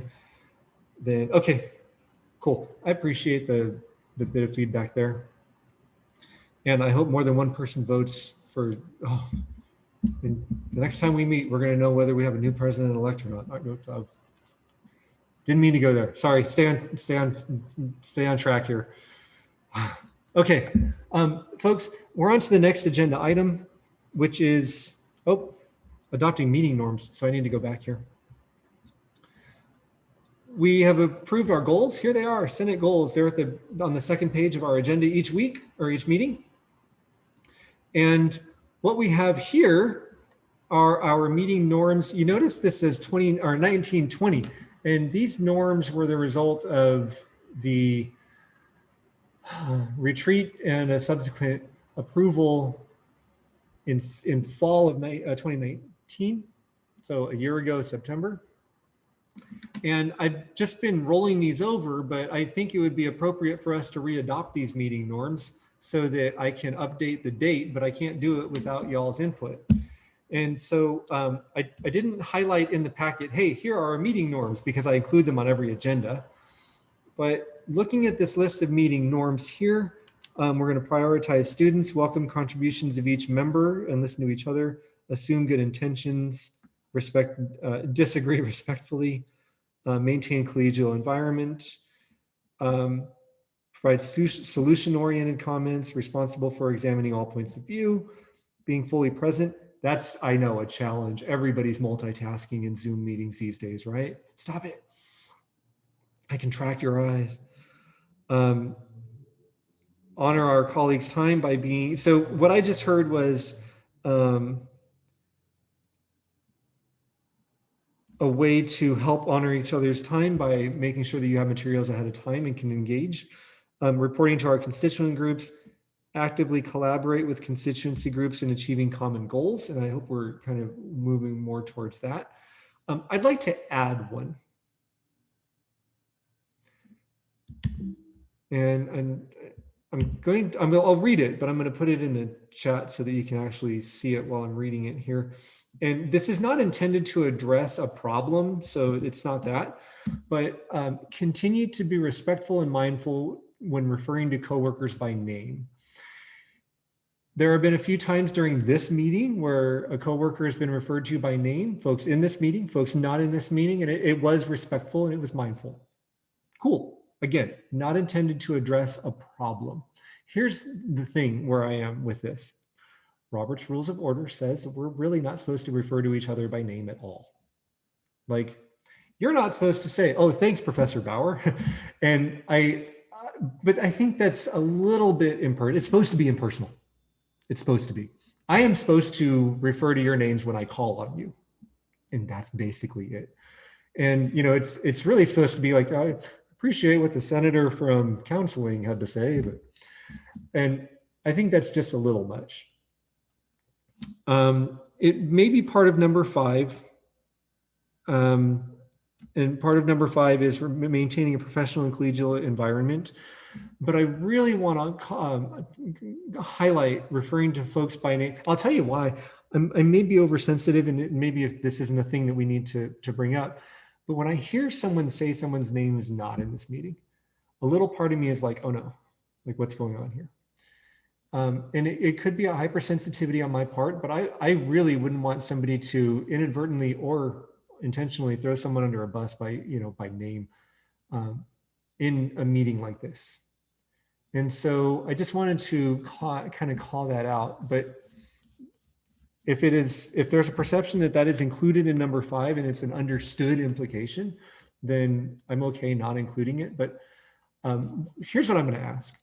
I'm going to ask that there's a motion to approve the meeting or to readopt the meeting norms. And then if there are any adjustments you'd like to make to the meeting norms now, then we would take them in the form of amendments. So can we have a motion to readopt our meeting norms? I make a motion to adopt the new meeting norms. Okay, so moved by Professor Lopez, and then I saw a physical hand before I saw the blue hand, and it was Professor Nordstrom. And so the motion is to readopt the meeting norms from 1920. And I know there are only a couple of meetings left in the semester, but we have all of spring, and this was something I really wanted to do in September, but our agendas were just too heavy at the time. Does anybody have any comments about these meeting norms or a suggestion to include a new one, with possibility of how folks refer to each other by name or not? So any discussion on our meeting norms?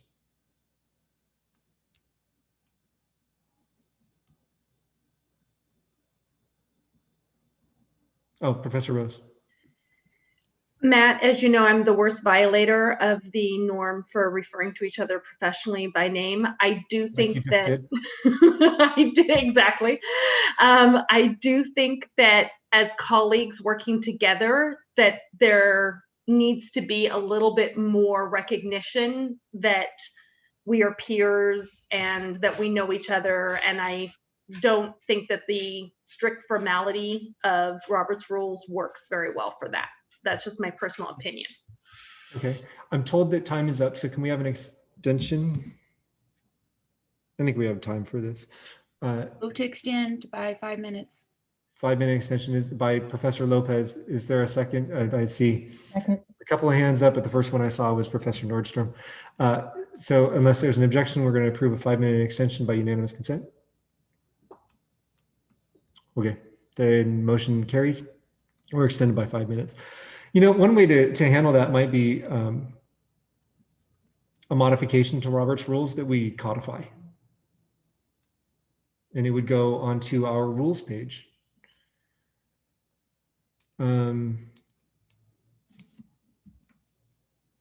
So what I'm hearing is we'd like to be able to refer to each other by first names without the president of the academic senate reacting in a negative way. Professor Wilbur. Is there any way that we could potentially get some historical context for this, maybe with some of my fellow senators from the other divisions that might be able to fill in if this has been a problem in the past?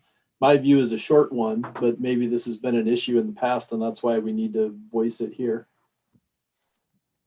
You mean norms or the names?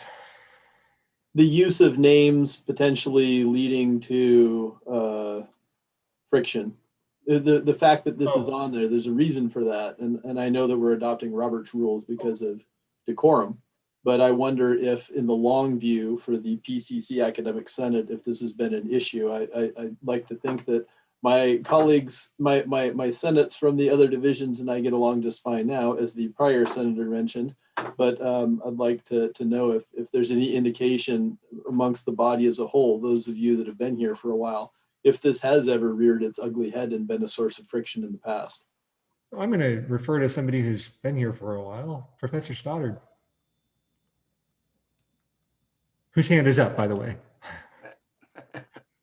So I'm in full agreement with Dr. Rose and Sheila, both of them, that it works either way. And I would encourage the Senate to use a professor where possible, but I don't think it requires discipline when they make a mistake. Gotcha. Okay. So I'm hearing a bit of like we can relax Robert's rules regarding personal use of names. Okay. Then I'm going to refer that to the Bylaws and Rules Committee, because if there are things that we're going to consistently not follow on Robert's rules, I think we should put it down on paper. Like, hey, we've said we're going to do this and it's cool. So I can get away from the names thing. And what I'll tell you, and you've heard, like on occasion, I've referred to people as doctor and on occasion I haven't. If you make your chat name in the Zoom meetings what you want me to call you, if you raise your hand, then I'll call you that. Then I know your preferred method of address. That works for me. Is there any, so let's get away from the names thing. Anything about the norms that you're looking at that you think are problematic, or anything you want to add, take away, tweak?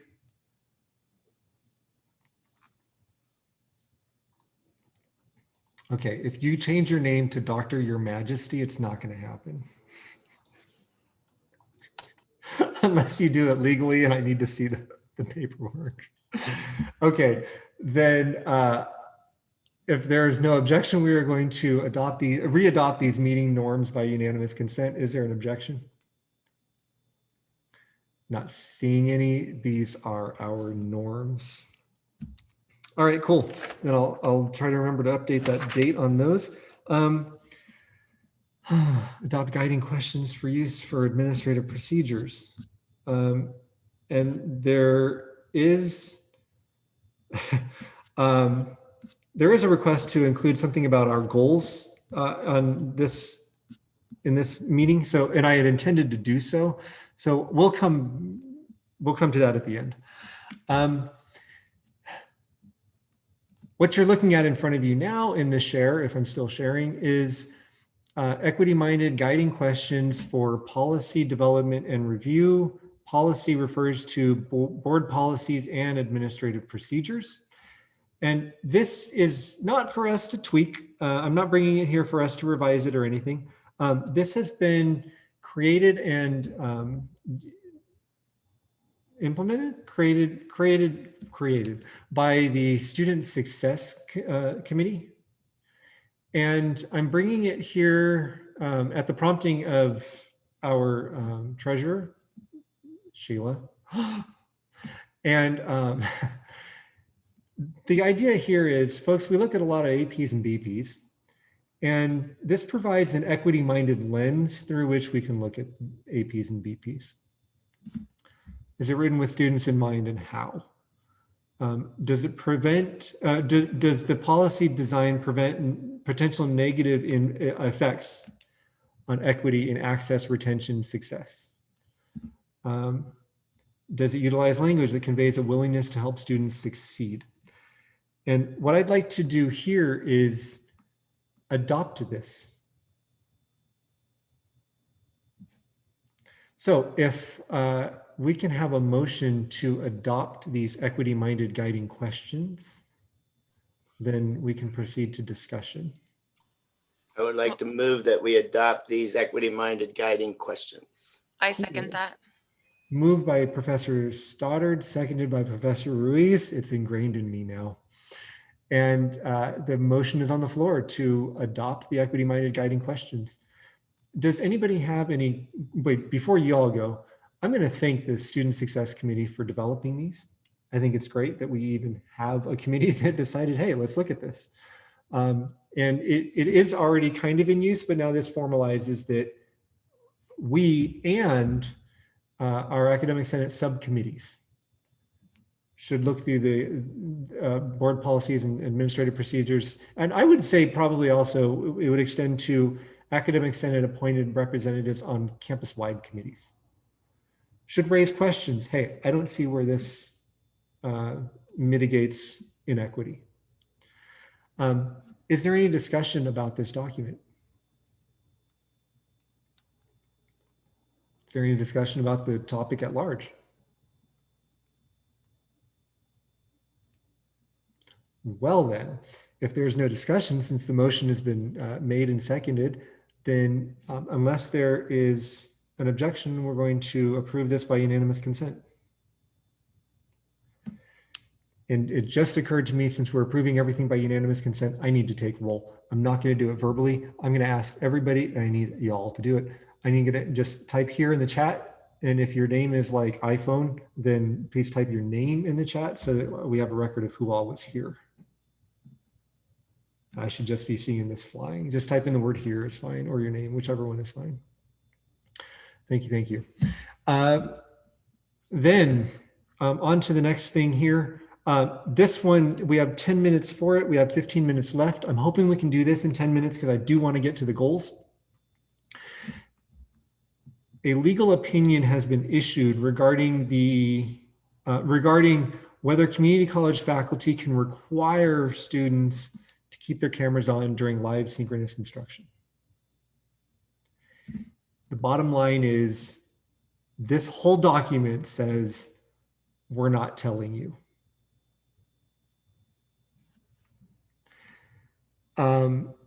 It is potentially an issue when, and what we're talking about is not testing situations. We're not talking about the use of Proctorio, which is a testing software that is being used by, it's being piloted by a few folks in the natural sciences and the math department or divisions. We're not talking about that. We're talking about regular weekly synchronous Zoom sessions and whether or not our faculty should require the use of cameras if their students are to participate. What this legal opinion includes is academic freedom is an important foundation, but there are privacy concerns that students have. And so the question really is, which, in our view, essentially, which carries more weight? My academic freedom or my students' right to privacy? I'm really distilling it to, I'm simplifying it, but Professor Walker. Yeah, I was wondering, is this being enacted or is it being proposed or what's happening? I'm sorry, thank you for asking. I'm amazed that you all don't know what's in my head already. This legal opinion came out, I think last week. I received it last week.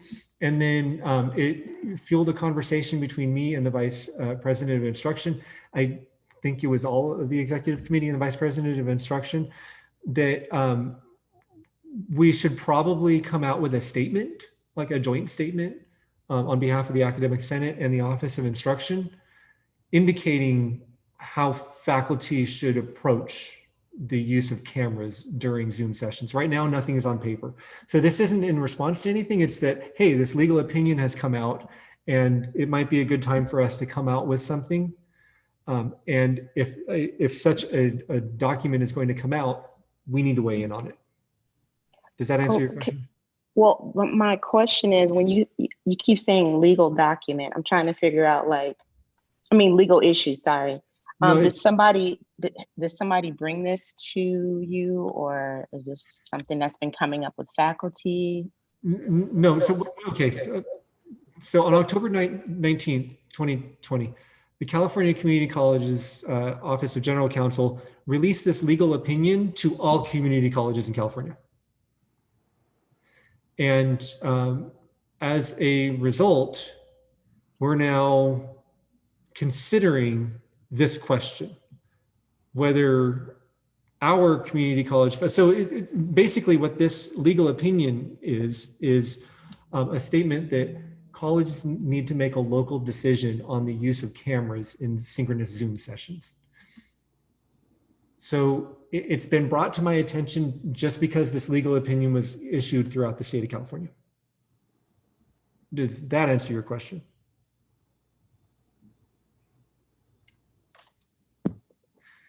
I see some hands are up here. In order, they are Professor Cairo, Professor Seropian. We can see you writing all over that. Professor Seropian, Professor Wilbur, and then Professor Nordstrom. First, Professor Cairo. Thank you. I was wondering, what are the personal privacy issues that have been brought up? Because perhaps, just perhaps, I'm thinking, if that's an issue, then the students do know that it's a synchronous class. Now, what our college could do is perhaps during the time of enrollment could say, if you intend to enroll in a synchronous class, be aware that you must turn on your camera, if that's the will of the Senate. But if we can do that, then they know that they have to turn on their camera, and thus there wouldn't be any type of personal or privacy issues. But I'm wondering what privacy issues were brought up. Thank you. You're welcome. I'm not sure. Let me make a note here. Indicate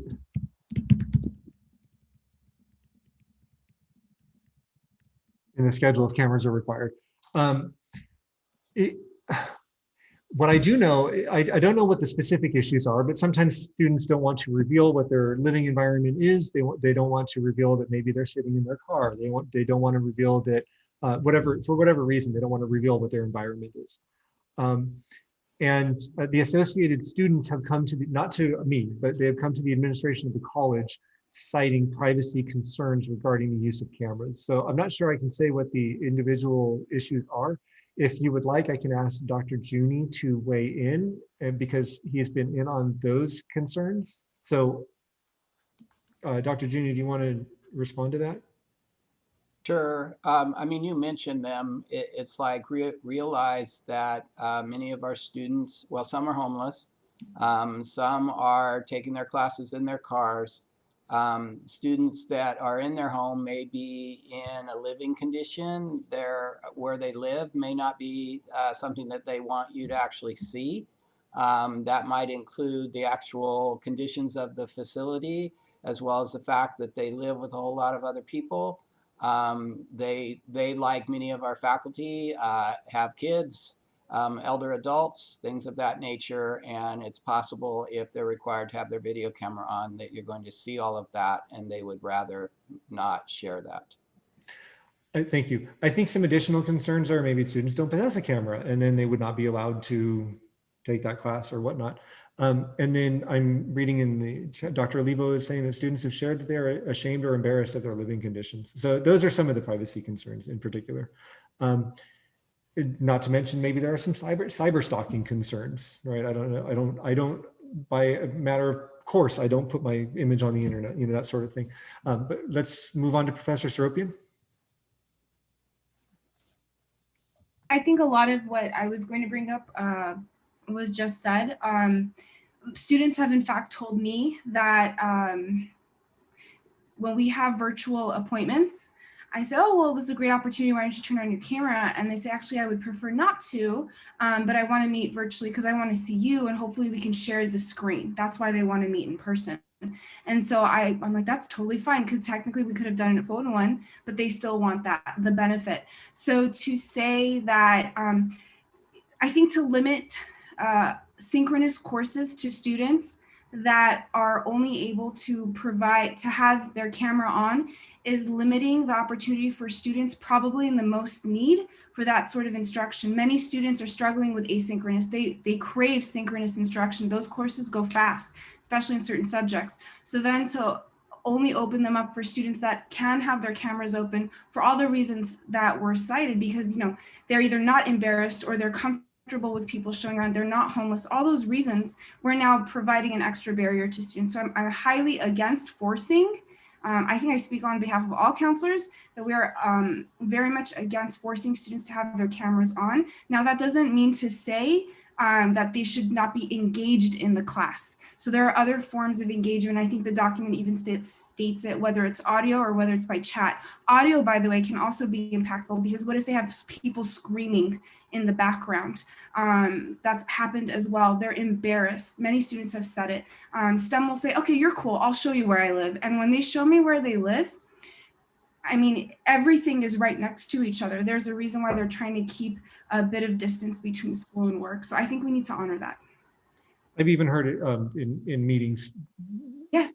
People's kids yelling. Yeah, exactly. And you know, many students are constantly apologizing, and I say there's no need to apologize. So I think if we put that pressure, we'll see a decline in enrollment or a huge attrition. Wow, that's a statement. Okay, cool. And then, you know, there's also well, what about the virtual backgrounds? I had to buy a computer that was made sooner or more recently just to be able to use the virtual background. My PCC issued computer wouldn't do it. My old laptop wouldn't do it. It was like 5 years old, it wouldn't do it. If you have a Mac, it has to have at least 4 processors in order to do a virtual background. So yeah, it's cool when you can do it, but not everybody can. And I don't know if that's an option even on the phone. Some students are on their iPhones. Professor Wilbur. It sounds like more or less this decision is stating that we would like to be able to encourage this, but we explicitly can't because we open ourselves up to lawsuit.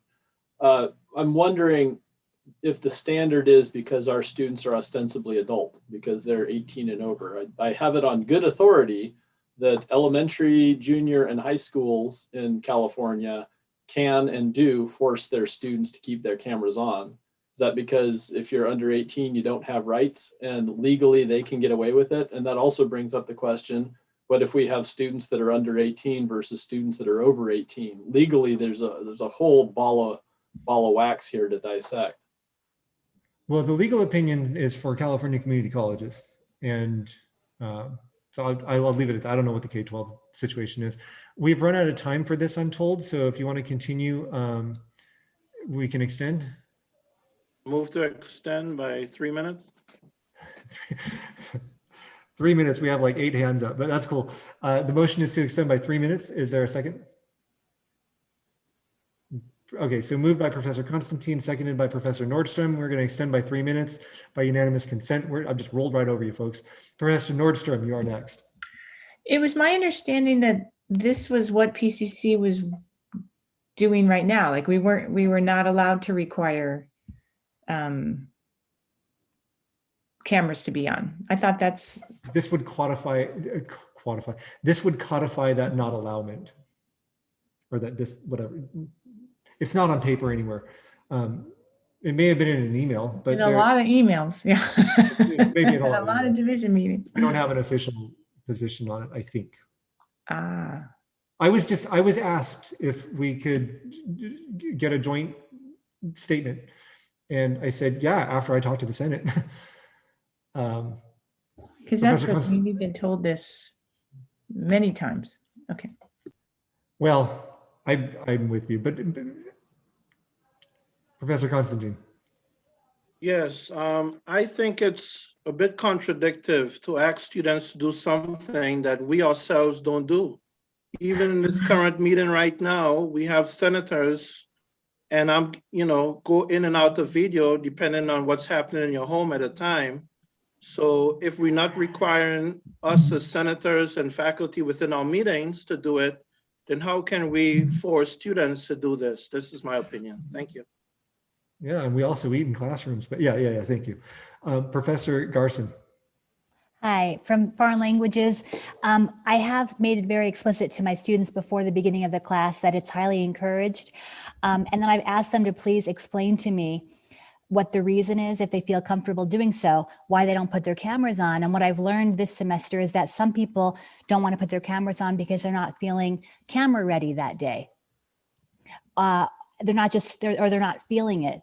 So while I agree completely that we should not force the issue because of privacy concerns, and I would never want to inflict shame on my students, some of our students don't want to turn their cameras on because they don't want to engage, or they don't want to be seen, or for vanity, or because they're not in the mood. And I don't believe that I can't conduct the optimal class without full engagement from my students.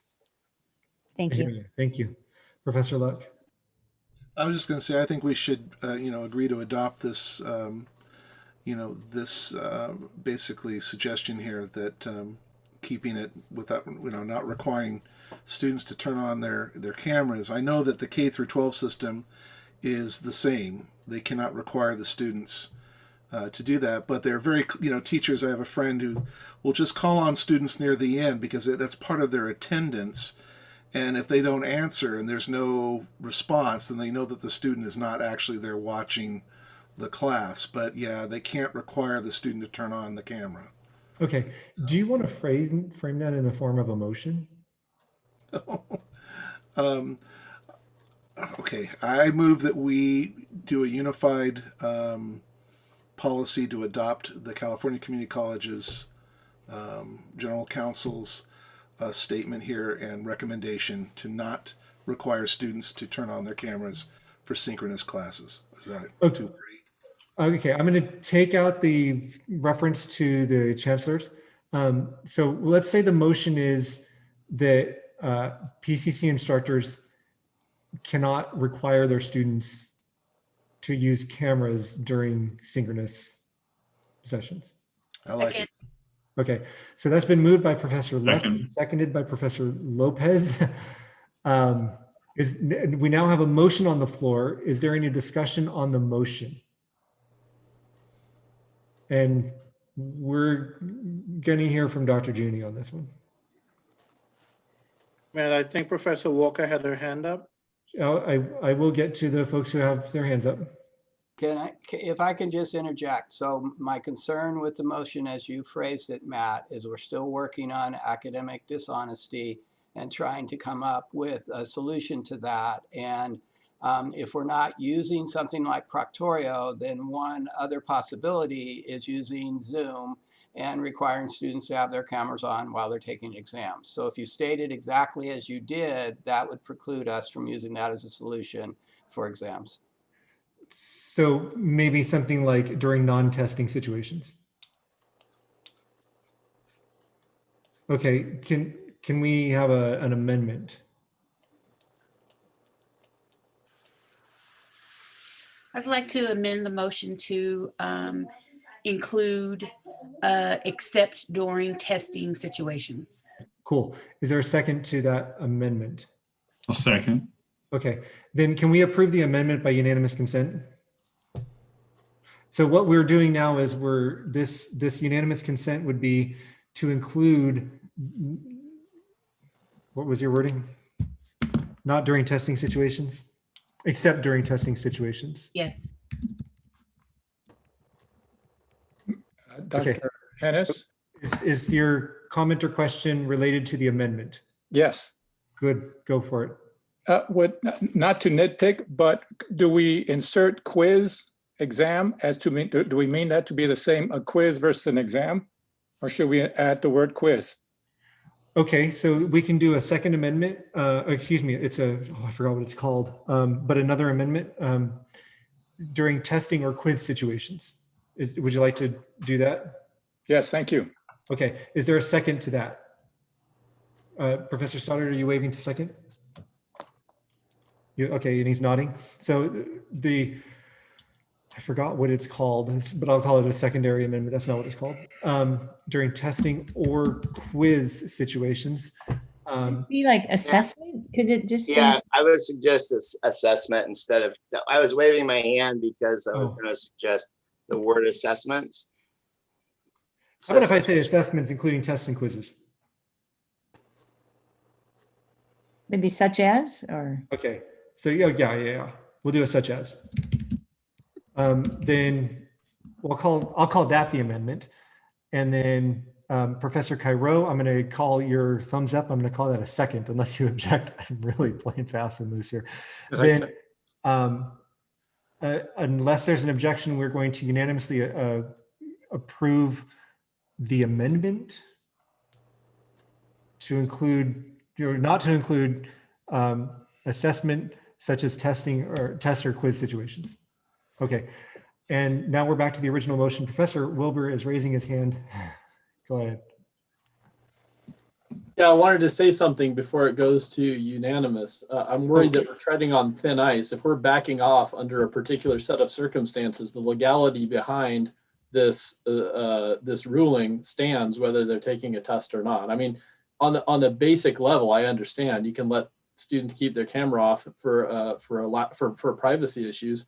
But if you're taking a test and then you force them to do that, the same standards exist whether they're taking a test or not. You're getting into thin ice. Well, the legal opinion is that there's no prohibition against faculty requiring students to have their cameras on.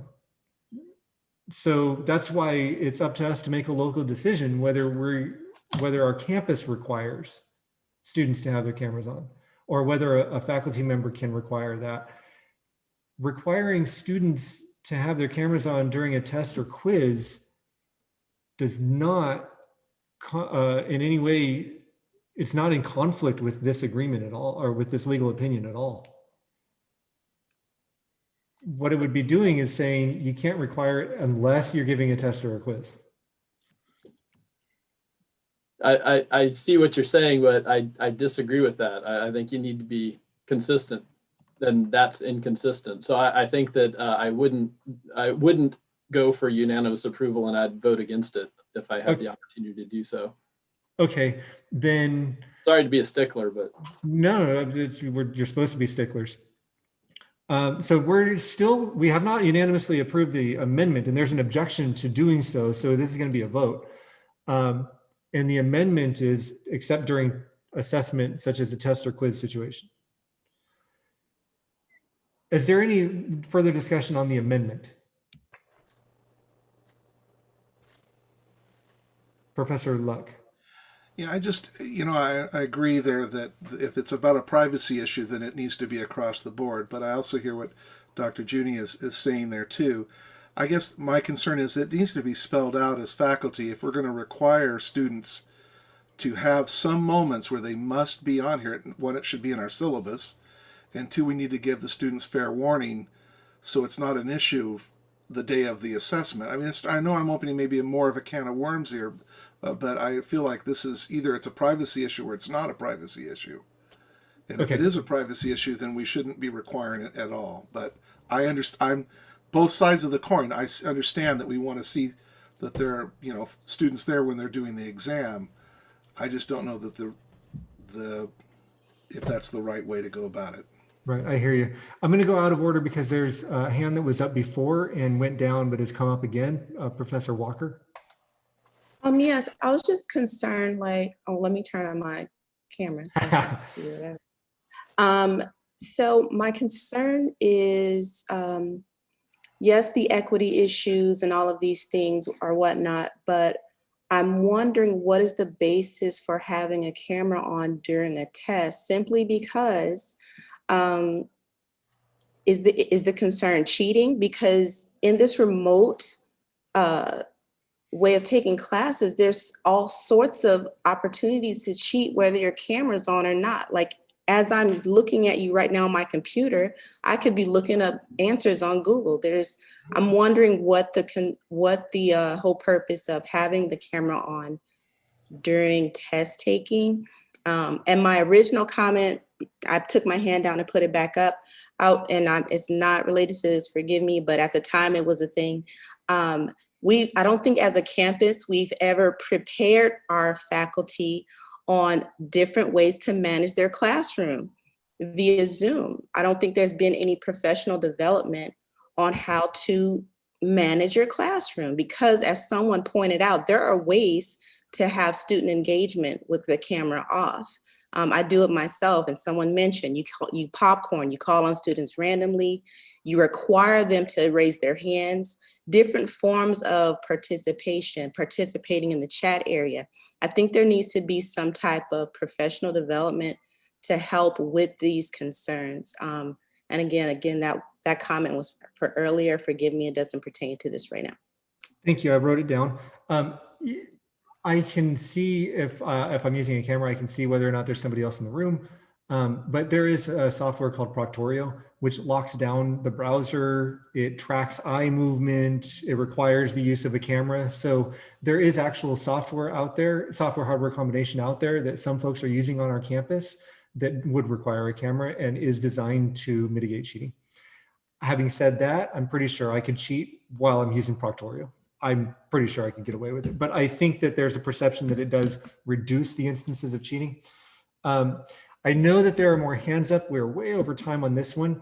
And what I'm going to say is this is not going to be resolved at the moment.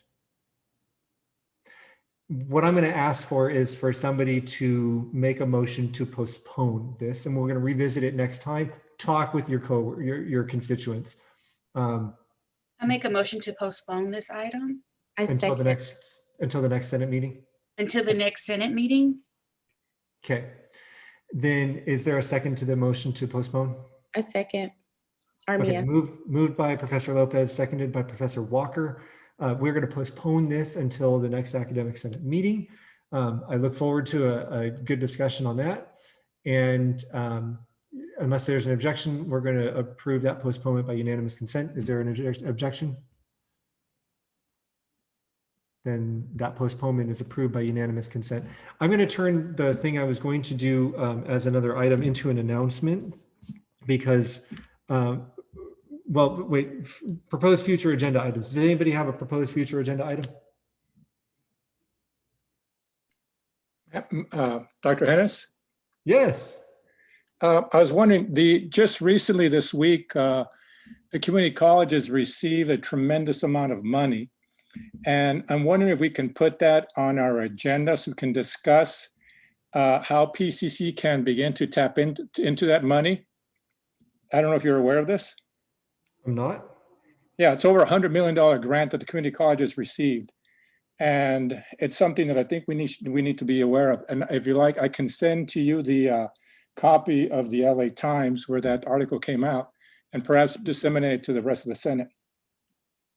Please, I'm being told that PCC did not get a piece of that, but yeah, shoot me the thing and I'll get some information. Yeah, for the first couple of years, it's mainly for the colleges in the northern part of California, because it was determined that's where the greater number of students in need are. Whereas my opinion is I think we have just as many students in need down here. So right, I'll see what I can do. And maybe it's going to be a topic at plenary. Plenary is next week. So hey, maybe I'll have more information next time. Thank you for bringing that to my attention. Professor Constantine.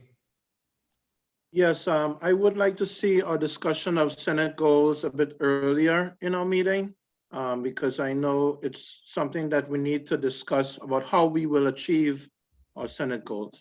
Well, I was going to do that as an announcement, but I'm kind of, because I forgot to include it on the agenda. So thank you. Folks, we have here Senate goals. They came from you, and they aren't going to get done if we don't work on them. Increasing knowledge about student success, improving our reputation among folks from the African diaspora, and increasing our African-American student population, incorporating social justice into our course program and institution level SLOs, increase information sharing, and develop an anti-racist policy. What I would like for you to do, and again, I'm pulling a page out of College Council's book. I want folks to take the lead on this stuff. I'd like for someone to take the lead on each of these things, and I'd like for some other folks to jump in with that person and work towards that goal. You'll keep the Senate apprised of what you're doing. You'll let the Senate know if there are things that you need, but these goals aren't going to happen by themselves. I will go ahead and take the lead on increasing information sharing here, because I think that came up because of me. And I'm going to assume that Professor Jaramillo wants to jump in on this because she works with the Senate subcommittees. Does anybody else want to jump in on this one with us? Yeah, I didn't think so. All right, how about increasing knowledge about student services? Does anybody want to take the lead on that?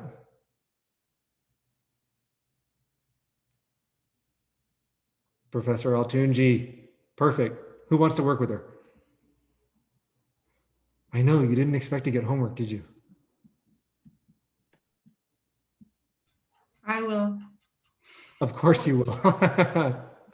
Okay. And Terry, pardon? I heard a voice. Was it She Dr. thanked Stevens? me. And Professor I would. And Terry. Okay, cool. So we've got Terry, Tallene, and Miriam. Yay. All right. Whoops. Increasing our African-American student population. Professor Constantine, I'm shocked. I'll help as well. Professor So will Walker. I. Okay. So we've got Bevel and Armia. Anybody else? Gina Lopez. Gina. Okay. This is big, folks. We need folks on this one. I'll help with this one. Dr. Stevens. Sheila and Susan Bauer also raise their hand. All right, cool. These are going in the minutes, by the way. And Professor Ruiz and Professor Jerome. All right, cool. So I'm going to just do that again for our administrative assistant. Constantine's taking the lead. And then we've got Walker, Lopez, Stevens, Ruiz, Stoddard, Jerome, Rose, and Wilbur. Wow. All right, cool. That's great. Incorporate social. Professor Ruiz? You're raising your hand. What's up? Yes, I'm sorry. I'm raising for the next one. Oh, incorporating social justice and equity into our course program and institution level SLOs where possible. Cool. And you'll join me on that one and Sylvia, because I will be a conduit between the Senate and the Outcomes Committee and Ken. All right, so we've got Simon, Ruiz, I've already forgotten. Ragone? Lopez, I knew you were going to. You kind of have to, don't you? Lopez, and I thought I saw Endor's name. Did I see Endor? Cool. Yeah. Matt, this is Jennifer Feebig. Please go ahead and add me to that list too. You were already on it. Oh, okay. you knew you were because you're the co-chair of the outcomes committee, right? You can of course volunteer for more than one thing. It's just subject to, so I'm going to add Walker. It's subject to your time constraints. And then finally, this develop an anti-racist policy. I'm not sure who it came from. And the idea is, so we've already, we just adopted guiding questions through which to look at policies and procedures. My understanding is this is maybe a little bit bigger, and it's regarding how we conduct ourselves as the Senate, the discussions and conversations that we have, and includes when we view policies and procedures. But if this came from you and you know more about this, then please let me know. And I'll first ask who wants to take the lead on this one.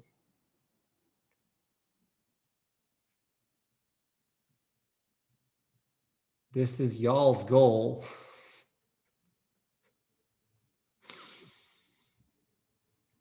All right, we're going to come back to that one. Next meeting, so Professor Constantine, you get your wish. This is on the next meeting's agenda. Or Professor Bauer, are you raising your hand? Yeah, just to, I'm not volunteering, but right. I just wanted to make a note of the date. It says 21-22, so we're planning for this year, 2021, right? Shoot. Yeah, okay. That's my mistake. I don't know what year we're in. That's all right. Just wanted to make sure yeah, thank you. Oh my gosh, it's still 2020. Hoping it would be over. That's because you're on Saturn. Yeah. It's wishful thinking. I'd like it to be over, but I'd like to read the terms and conditions for 2021 before we get started. Okay, then this will come up earlier in the agenda next time. It'll be unfinished business. We're going to, if you know what this is about, if this came up here because of you, then I'm going to ask that you really think about taking the lead on this. And then we are now at, do we have any announcements?